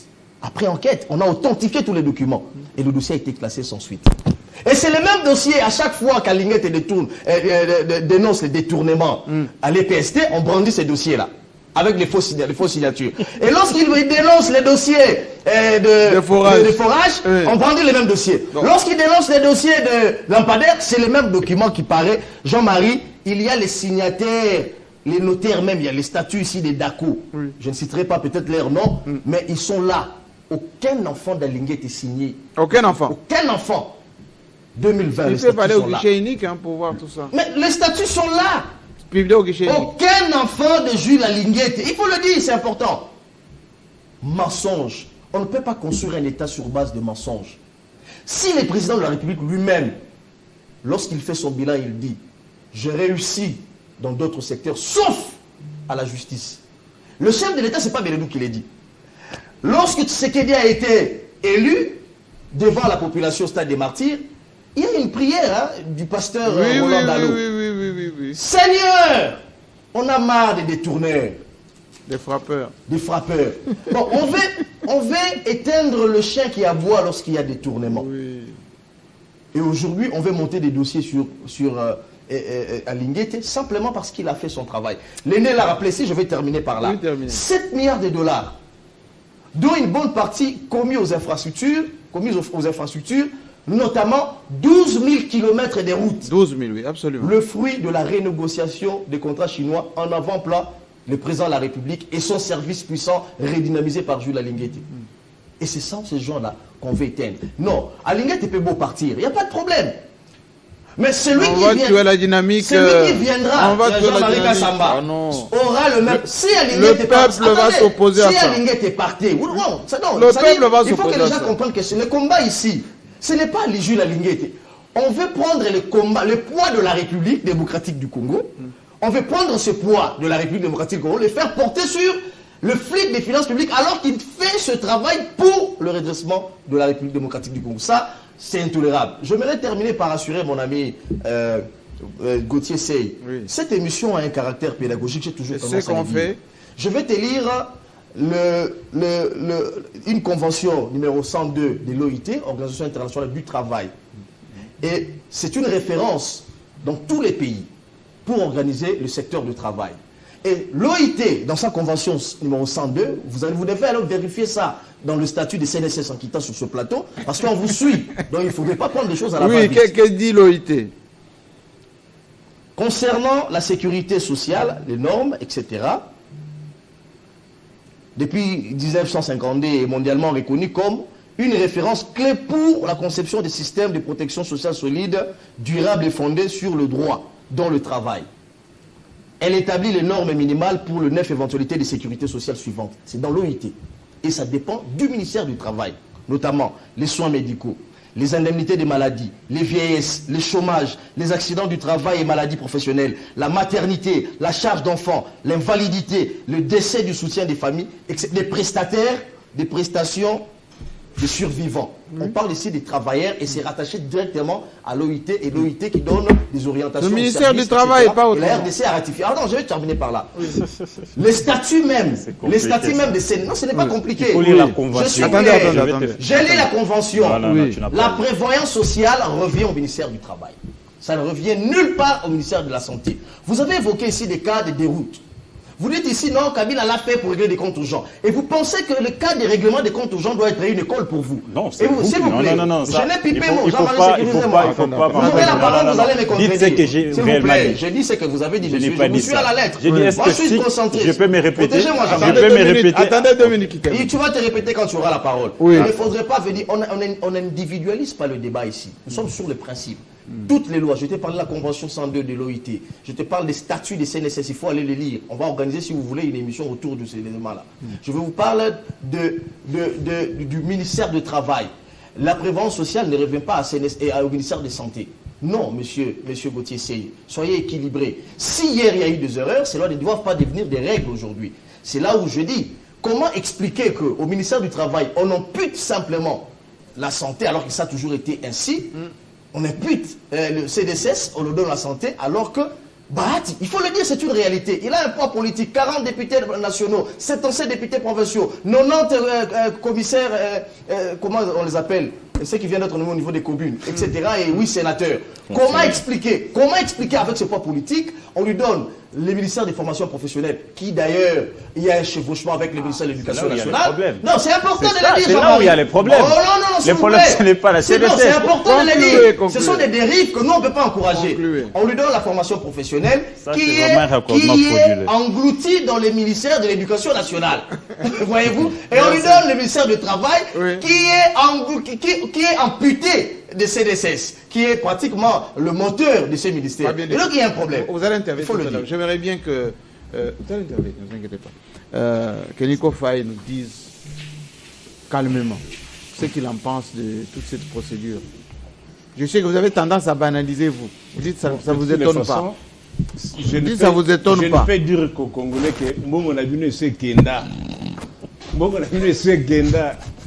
Et c'est Kenda ou bien c'est Kenda. Il y a Mbongo Nabino c'est Kenda. Il y a 480 millions. Il y a programme 100 jours et Kenda Milinga. 324 millions francophonie et Kenda Milinga. Aujourd'hui, nous sommes à un jour du 30 juin. Vous parlez, nous sommes indépendants. Nous sommes à un jour, 6 ans Yangoyo, sans défilé d'indépendance. Ah, c'est vrai qu'il n'y a pas de défilé militaire. Hein? 6 ans que depuis que les Mobutus sont revenus. Pourquoi? Est-ce que les militaires auront détenu? Les policiers auront détenu? Organiser un défilé. C'est la seule raison? Mais un défilé d'indépendance, c'est un défilé de fierté nationale. D'honorabilité. J'avais pas vu ça comme ça. Demain, c'est le 30. Oui, c'est vrai. On va dans la méditation. Demain, c'est le 30 juin, où le régime ici. Or, le 9e jeu de francophonie qu'ils nous ont organisé ici, c'était depuis 2017 que le 8e avait été organisé en Côte d'Ivoire. 2017, aucun pays n'avait accepté cette histoire-là. Le Canada qui avait semblé accepter avait décliné l'offre en dernière minute. C'est une histoire budgétivore. Un pays multimilliardaire où les fonctionnaires sont payés à l'état fixe, là où on paye les chômeurs, là où il y a des routes, mais il dit, ce sont des dépenses d'huile. Mais vous allez ramasser une mangue pourrie. Nabalabala, vous avez ramassé 324 millions. C'est dur, hein? C'est dur. Lorsque le Canada, il faut dire que le 9e jeu de la francophonie, que mon peuple retienne que les pays qui devaient organiser le 9e jeu, c'était le Canada. Mais le procès, il y a eu le procès, non, de 100 jours. Après, on dit qu'on va construire des prisons pour les détourneurs. Quel est le seul détourneur qui est à Makala? Un seul, qui a rempli pour qu'on construise, qu'on pense à créer une autre. Ceux-là que je connais étaient sortis par ordonnance présidentielle. DG de l'OVD, de SOCOC, ce sont pas ordonnance présidentielle. Et aujourd'hui, vous avez encore une autre bouffonnerie. Bon, on a vu nous sommes dans un Champions League de détournement. C'est-à-dire chacun vole 100 millions. Hein? Toi, tu as volé 100 millions. Attends, moi, je vais détourner 200. Il frappe. Et aujourd'hui, on est où là? Comment ça, Champions League? Mais vous ne voyez pas? 480 millions et Kenda. 324 millions. Il y a des procès.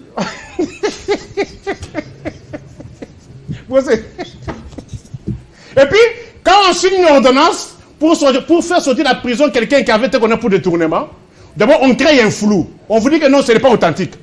Mais au finish, la personne sort. Les Mobutis, c'est leurs enfants. Les pratiques. Moi, j'ai cité un cas d'une victime de la justice. Quelqu'un qu'on tabasse au sein de la justice. Non, je suis dans les faits. Vous n'avez laissé. C'était un débat que je me suis dit. C'était un débat des individus ou quoi? On a laissé. Vous avez 30 ans, 30 minutes pour un dossier. On ne cite que les noms des gens. Mais lorsque les victimes, nous parlons de justice, quelqu'un va en justice pour réclamer ses droits, on les tabasse là-bas. Et au plus on les met au cachot, vous dites que non, c'est en quoi ça nous intéresse. Je l'ai dit avec vérité parce que les Congolais doivent être respectés, doivent être protégés par la justice. Mais lorsqu'on vous tabasse au sein de la justice, comme c'est le cas ici, il y a de quoi se poser la question. Alors revenons au fond sorti. Oui, c'est ce qui m'intéresse. Moi, je suis abasourdi et écœuré, estomaqué, ahuri, bouleversé, effaré et peiné d'assister à ces accords on assiste aujourd'hui. C'est-à-dire? Vous dites que d'abord on dit on condamne la justice parce que la justice a tablé. D'abord, reconnaissons que c'est une phase préjuridictionnelle. Oui. Cette phase préjuridictionnelle, elle est supposée secrète. On ne doit pas savoir le contenu. Elle est supposée... Bon, moi, je parle de ce qui se passe dans les États. Mais ici, comme étant, nous ne sommes pas dans un État. Nous sommes dans une histoire, un État non-État. Oui, on peut mettre de cela à la place publique. C'est une phase préjuridictionnelle. Elle est supposée secrète. On dit les unités n'ont pas été... Il n'y a pas eu... Mais il y a eu quoi? Un parlementaire, pour qu'il soit entendu sur PV, il faut commencer par lever les immunités. Mais si on l'autorise. Papa, on autorise quoi? Lever, il a les immunités. Aussi longtemps qu'il est couvert par... Les immunités, pour que les gens... Donc, caméra, il tord. Et je finisse. Pour que les gens comprennent, les immunités, qu'est-ce que ça dit? Ce sont les injustices de la loi. C'est une injustice de la loi. C'est que moi, je peux commettre. On me poursuit, on m'arrête. Et ce que toi, tu peux commettre, si tu es couvert par les humilités, on ne pose pas les actes. Vous reconnaissez, à l'époque d'Isaïe, nous avions un ambassadeur en France. Oui, Ramazani Baye. Qui avait tabassé, son véhicule avait tamponné. Écoutez, lorsqu'on est couvert par cela, on ne peut pas poser des actes. Sauf en cas de flagrance. S'il n'y a pas flagrance, vous pouvez beau crier. Nous disons qu'il n'y a pas que non, on avait d'abord levé, on a levé les humilités pour entendre un parlementaire, c'est-à-dire... Même sur PV seulement. Sur PV, mais c'est ça, ça s'appelle déjà poursuite. L'effet de l'antenne sur PV là, c'est pas une poursuite. Instruction, c'est ça la poursuite. Bon, en fait, je l'ai dit par bonne forme. Arrêtez de dénigrer comme ça. Alors, il y a eu cette... là, moi, je ne comprends pas. je sens beaucoup plus... Il y en a deux qui sont à Makala. Je sens beaucoup plus, c'est comme si c'est une affaire des individus. L'acharnement, c'est comme s'il y a un fixisme sur un individu. L'individu Kazadi. Il y a un fixisme. C'est-à-dire, il y a deux armées. Non, vous devez faire ceci. Lorsque le parquet a instruit, et que le fait qu'on ait accepté de le retourner pour le magistrat du parquet, instruit à charge et à décharge. Voici le principe. C'est-à-dire, lorsqu'on ne trouve pas les indices sérieux de culpabilité, on lève. Pourquoi? Un dossier du parquet, pour que le parquet arrive à faire fixer l'affaire au niveau de la cour ou bien du tribunal, il faut que le parquet lui-même se soit assuré des éléments de preuve.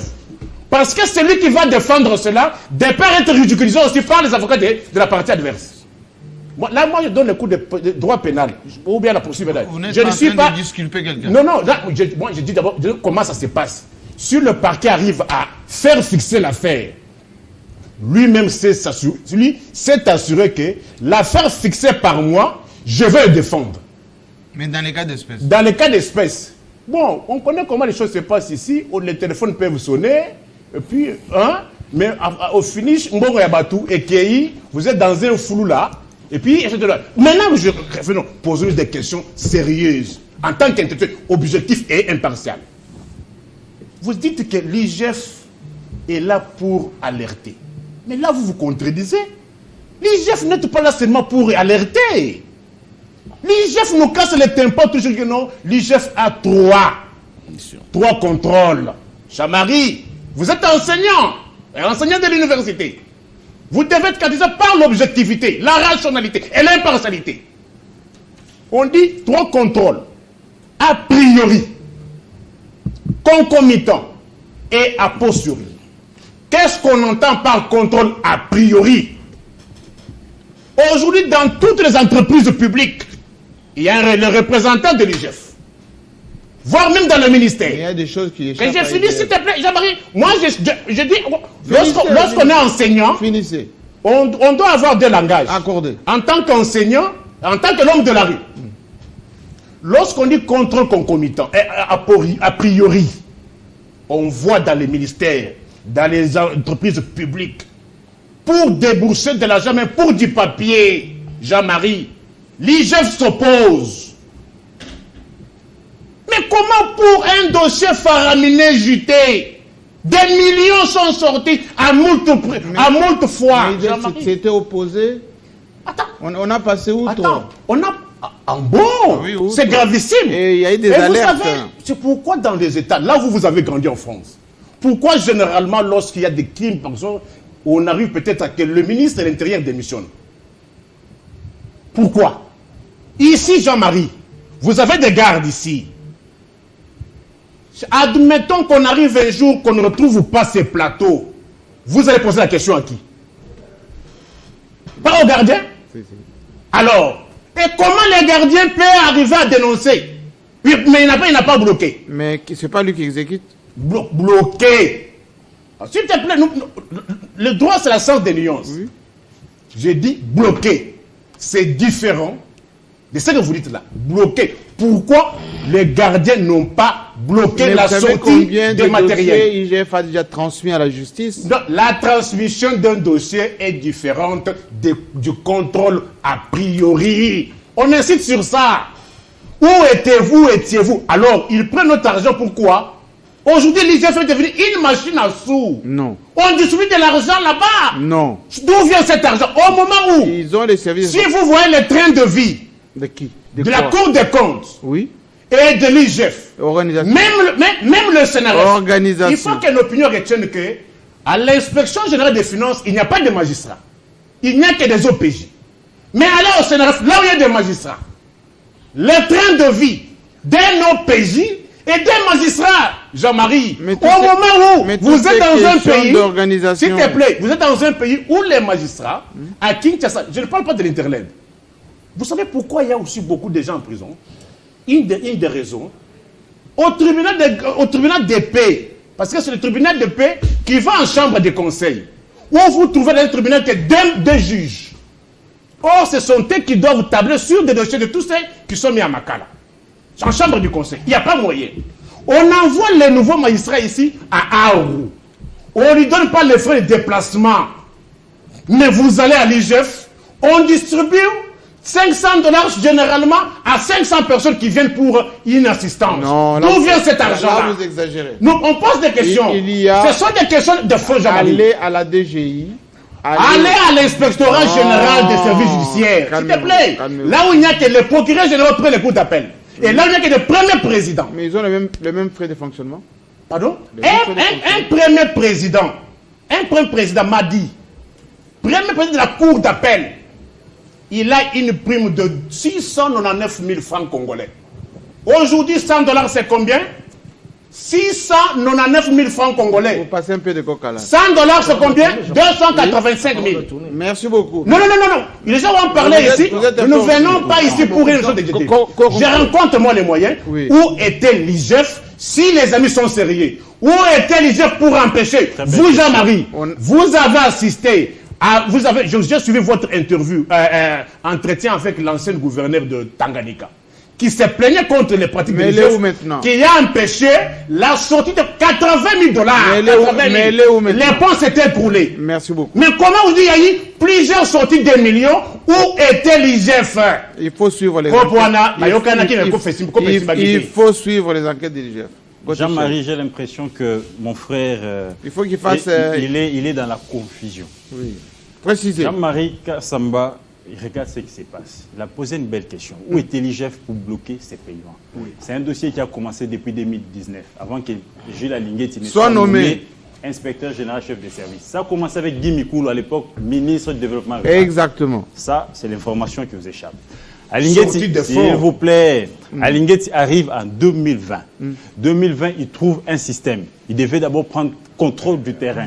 Les contrôles qui se faisaient à l'époque, c'était les contrôles a posteriori. C'est-à-dire, après avoir décaissé, l'IGF vient faire les contrôles. Exact. Qu'est-ce qui se passe? Alinguetti se rend compte, dans son ingéniosité, que chaque fois qu'il vient après que les fonds ont été décaissés, il constate toujours des détournements. Et quand il avoue acquis des droits, il n'y a pas de suite. C'est comme ça qu'Alinguetti va réfléchir au mois de décembre 2020. Il faut lire, il faut aller sur le site de l'IGF.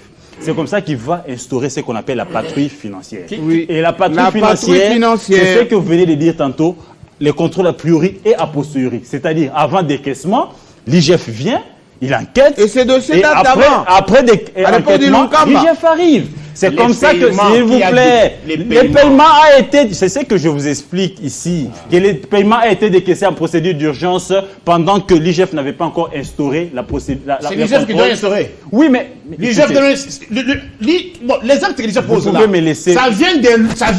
Attendez, mais il y a une législation, monsieur. Cette législation émane de qui? Laisse-moi évoluer. Vous avez posé une question. Je vous ai répondu. Donc, ces fonds ont été décaissés avant Jules Alinguetti. En quelle année? Mais je vous dis que donnez les années pour que je vous informe les dates de décaissement. Ok, retiens que cette histoire a commencé avec le gouvernement Ilunga. Les décaissements.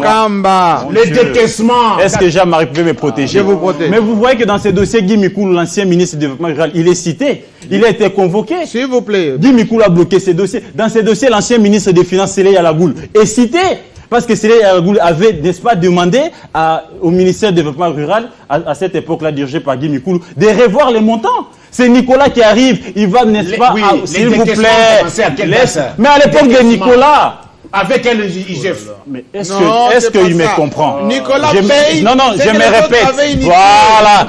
Mais pour décaisser, où était l'IGF? Jean-Marie, protégez-moi, il y a beaucoup. Mais l'IGF n'est pas la banque. Jean-Marie.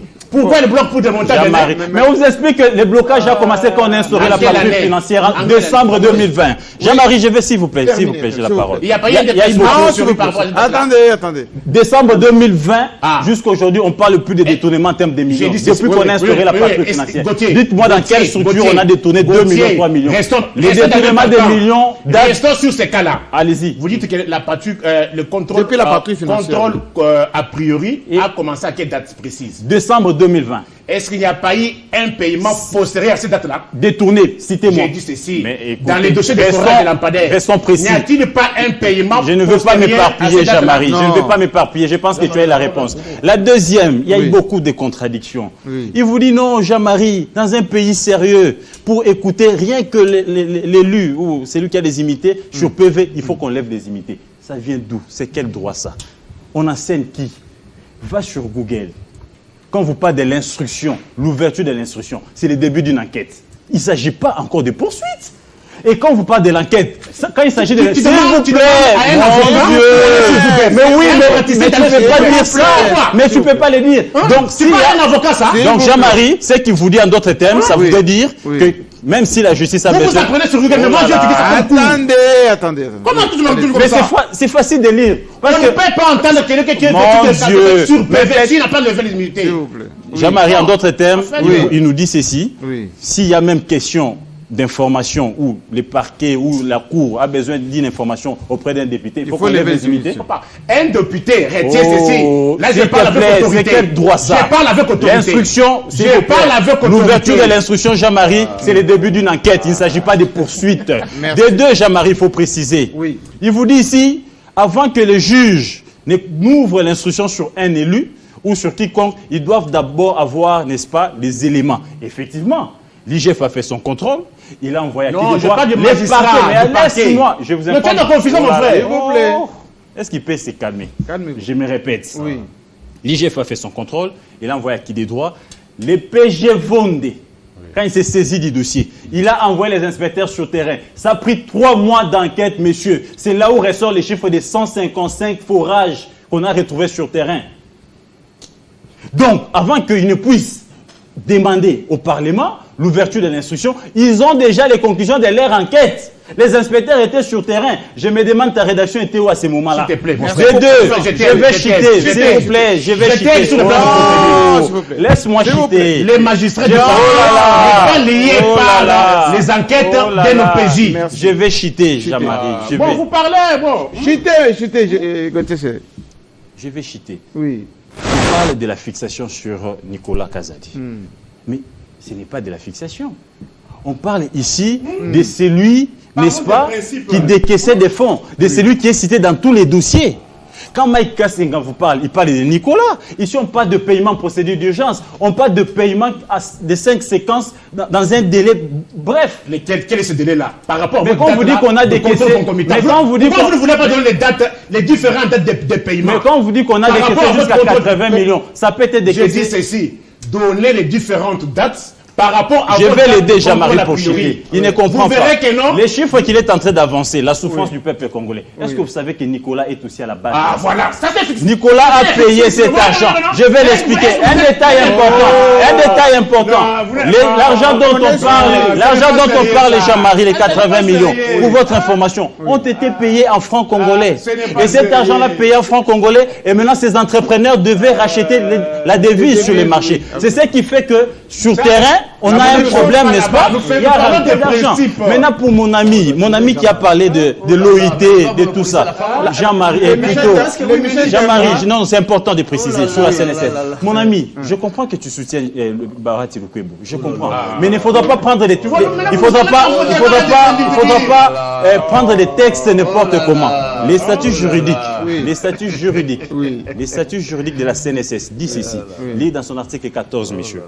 La CNSS est un établissement public à caractère technique et social, doté de la personnalité juridique et de l'autonomie financière. Elle est placée sous la garantie de l'État et sa tutelle est exercée par le ministère ayant la prévoyance sociale dans ses attributions. Donc, aussi longtemps que la prévoyance sociale est envoyée à la santé, automatiquement, la CNSS devient sous la tutelle technique de la santé. Donc, dire ceci, dire que, S'il vous plaît. non, mais dire que ça a été fait pour punir un politique YZ. Et maintenant, je me répète en disant ceci. Quand j'ai donné l'exemple en disant que ça s'est fait sous Kabila, ça s'est fait sous Tshisekedi, les pétentiques, on a été amputés du numérique. On n'a pas visé quelqu'un. Donc, respectez quand même les tests de la République. Arrêtez d'accuser les gens.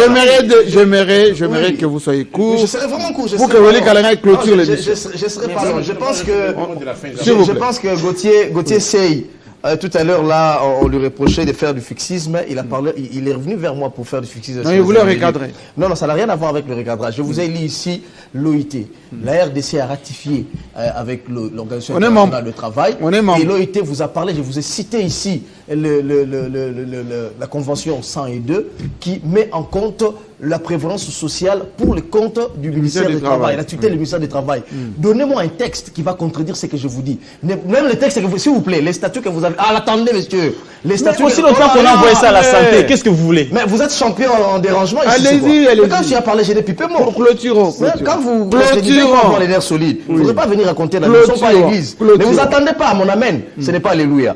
Et donc, monsieur, croyez-moi que le statut que vous venez de lire, nulle part, il est écrit expressis verbis que la tutelle du ministère revient au ministère de Santé. Ni au ministère du Travail. Ce n'est pas écrit. C'est dit au ministère et il y a la prévoyance spéciale. Mais pourquoi il s'agit sociale? Alors voilà, peut-être qu'on doit descendre. On doit expliquer maintenant la prévoyance sociale.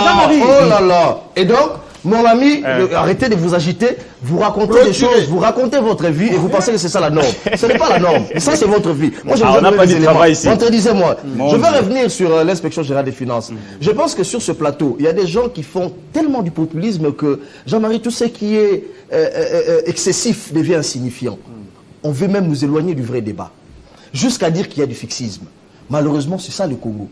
Le Congo, un pays où 60% de la population, que dis-je, 80% de la population vit dans une pauvreté excessive, exécrable, mais il y a un individu dont le soupçon de 300 millions de dollars de détournement pèse sur sa tête. Les gens viennent dans les médias pour dire c'est de l'acharnement contre lui. Je ne cite pas les noms d'individus, suivez mon regard. Dans ce pays, il y a un individu dont 57 millions de dollars dans un procès 100 jours qui se volatilise. Aujourd'hui, on nous dit ici, non, voilà, quelqu'un avait dit qu'il y avait des maisons. Moi, je suis allé dans le Kassai, j'ai vu des maisons préférées. Est-ce que vous savez que ces maisons-là ne sont pas habitées? Non. Ces maisons-là ne sont pas habitées. J'ai vu, moi, c'est la haute de J'ai vu. La nature a repris ses droits. Oui. Il y a encore d'autres conteneurs qui sortent dans des ports, ici, dans ce pays. Et nous parlons ici 6 ans plus tard. Mais les gens viendront sur le plateau de télévision parler de fixation. Dans ce pays, il y a eu des scandales, notamment le scandale sur Ebola, sur Covid-19. Oui, avec le ministre de la Santé, il y a eu des pèses. On nous a dit que c'est une fixation. Non, il est du parti, etc. On a étouffé. Et on a oublié ça. Hein? On a oublié ça. Oui. Et dans ce pays, on parle d'un scandale de 80 millions de dollars. Un pays en guerre. Un pays en guerre, s'il vous plaît. Il y a des gens qui ont les culots de venir sur ce plateau sérieux, dire que c'est de la fixation, de l'acharnement. Il faut qu'on soit sérieux. Je pense qu'entre les pour et les contre, il y a les sérieux. Le vrai débat, c'est où le vrai débat? Le vrai débat, c'est que vous dites qu'il fallait installer 1000 forages. Dans les zones rurales, Jean-Marie, dans les zones rurales, parce que l'argent qui est sorti, c'est l'argent du contribuable. Et ça, bon, à l'État. On ne peut pas venir sur un plateau de télévision avec du foufou, dire foufou et mati. Sur Kabila, ça y est combien? Mais en même temps, on veut protéger celui qui est à la base des détournements de millions de Congolais. Nous, tout ce que nous voulons savoir, les zones rurales, je ne confirme quand on a détourné, je dis il y a des soupçons de corruption sur eux. Les zones rurales, notamment chez moi à Bouta, dans les Bazouélé, à Kabe et à Kamwanga. C'est là où on devait voir les lampadaires. Pas Kisangani, pas Mbujimaï. Il faut que ce soit à Katende, pas à Kananga, à Katende, à Chumboulou, etc. Ouais. Dans le Bandundu, il faut que ce soit à Païkongila, etc. C'est là où il fallait installer. Où sont ces forages? Ça, c'est le problème. Et quand on veut aborder ce problème de les mettre en surface, on nous dit non, c'est de l'acharnement, c'est de la fixation. Je vais terminer par dire, sur le marché public, l'IGF n'entame pas les contrôles a priori sur le marché public. L'IGF entame les contrôles a priori lorsque la procédure de passation de marché est respectée. On n'en disconvient pas. La procédure en mode d'urgence existe également. Mais il est conseillé pour le marché public que la procédure normale soit respectée. Pourquoi? Pour éviter les surfacturations. Et on est dedans. Et on est dedans. On a escamoté le ministère du budget, alors que le ministère du budget, ses experts servent à ça. faire la contre-vérification, à nous dire s'il y a des contre-factures, etc. On escamote le tout, on sort de l'argent, et aujourd'hui on revient, on dit voilà, l'IGF n'a pas. Heureusement que Gauthier, sur ce plan-là, a été très exhaustif. Et donc, Jean-Marie, le problème ici, ça n'a rien à voir avec de l'acharnement, c'est l'argent du contribuable. Tout ce que nous soupçonnons, l'instruction, les autres ont été mappés. Il est vrai que lorsque l'instruction est donnée, il y a des soupçons sérieux des détournants qui pèsent sur Nicolas Kazadou, qui bénéficie de la présomption d'innocence. Oui. Ce que nous, on voulait, c'est que... Qu'il soit présent. Il le fallait, puisqu'il y a eu... on avait retiré les passeports depuis longtemps. L'Assemblée a donné l'occasion pour qu'on le remette son passeport. Mais qu'il reste là. Il pouvait partir. Ou bien il n'appartient pas à l'Assemblée. S'il vous plaît. S'il vous plaît. Moi, je parle de fait. Moi, je suis pas les juristes du dimanche. Oui. Parce que moi, je considère, c'est vrai, j'ai beaucoup de respect pour les juristes, mais les gens qui viennent faire des juridismes sur le plateau, ce sont des juristes de samedi et dimanche. Moi, je ne tiens pas compte de ce qu'ils font. Moi, c'est le plus important aujourd'hui, c'est que les Congolais doivent avoir la lumière sur les 80 millions de dollars décaissés pour le travail de 1000 forages à travers Terminons cette émission avec Willy Kalenga. C'est lui qui va terminer la parole. Non, de toute façon, je crois que... Oui. Parce qu'il faut terminer, n'en déplaise à... On a le journal. N'en déplaise à notre ami, la prochaine fois il terminera. Je crois que quand on prend la parole en public, et comme c'est le débat d'aujourd'hui, il ne faut pas s'éloigner de la mesure. Parce que la mesure est importante. C'est elle qui permet qu'on évite les excès. Dans tous les dossiers que nous avons parlé ici, nous avons émis beaucoup plus d'opinions personnelles que des faits certains. Les faits certains, il y a ce que les journalistes peuvent découvrir, mais il y a les faits que la justice doit établir. La justice travaille sur base des enquêtes et n'oublions pas, nous avons le devoir de respecter la présomption d'innocence. Tant qu'il n'y a pas de jugement, tant qu'on n'a condamné personne, ne condamnons pas les gens avant que la justice n'ait fini. Dans ce cas ici, je l'ai dit, nous avons tous vécu le procès de 100 jours, nous sommes arrivés de la condamnation à l'acquittement. On ne peut pas dire que ceux qui ont acquitté n'étaient pas des vrais juristes. Donc il y a quand même un minimum de sérieux, il l'a dit, qu'il faut avoir par rapport à tous les dossiers. C'est notre pays, nous avons la passion, c'est notre État. Mais nous devons, en tant que journalistes, d'alimenter l'opinion publique beaucoup plus avec des analyses qu'avec des prises de parti. Merci beaucoup. L'émission est terminée, on a le journal. On a le journal. 2 secondes. Ne vous éternez pas, je vais couper le micro. Oui. On dit que non, qui a beaucoup plus cité les gens des personnes sur ce plateau. Nous ne sommes pas dans ce débat de celui de lui. Et vous allez nous interdire de dire que non, les choses ont augmenté sur le marché. Vous voulez pas qu'on dise ça? Par exemple, Jean-Marie. Ah voilà. Non, Jean-Marie. Vous voyez, Jean-Marie. Oui. Vous voyez cette Bundeli des arachides qui était à 700 francs. C'est à combien aujourd'hui? 3700 francs. Et vous voulez qu'on ne dise pas? Qu'on n'en parle pas? Maintenant, vous avez dit c'est bon. Et on retienne que, à part le parquet, tout ce que vous pouvez mettre là, maquillez-les. Merci beaucoup. Merci beaucoup. Un petit détail. L'enquête publiée, je ne sais pas comment appeler ça, enquête pseudo quoi, où ils ont dit que Daco était l'entreprise qui gérait la Robank, c'est faux. Et là, l'ami a oublié de lire ça sur leur site. Les cabinets conseils de la Robank, c'est Price Waterhouse et non Daco. Absolument. Donc, merci beaucoup. Alors, l'émission est terminée. Vous avez compris la passion. On l'a ici. Et je salue d'ailleurs la sagesse de Willy Kalenga. Vous avez compris la mesure qu'il faut toujours avoir. Mais n'oubliez pas que les fonds, l'argent public, c'est sacré. 1,3 milliard. Il y a le député, ancien ministre des Transports, José Makila, qui a dit bon, l'État, il faut aider là. Il faut aider là. Allez. Demain, fête nationale, sans défilé. 6 ans. Et, bon, quand même ce soir, Véro Kachala organise quand même élection Miss Indépendance, nos provinces représentées. Je vais y aller d'ailleurs, je vais changer ma veste et revenir. Parce que je suis membre du jury pour aller donner à chaque province une note pour permettre au moins d'avoir une activité liée à ça. Et puis, elle est privée. Bon, voilà. Allez, bonne fête à tous. Dans la méditation.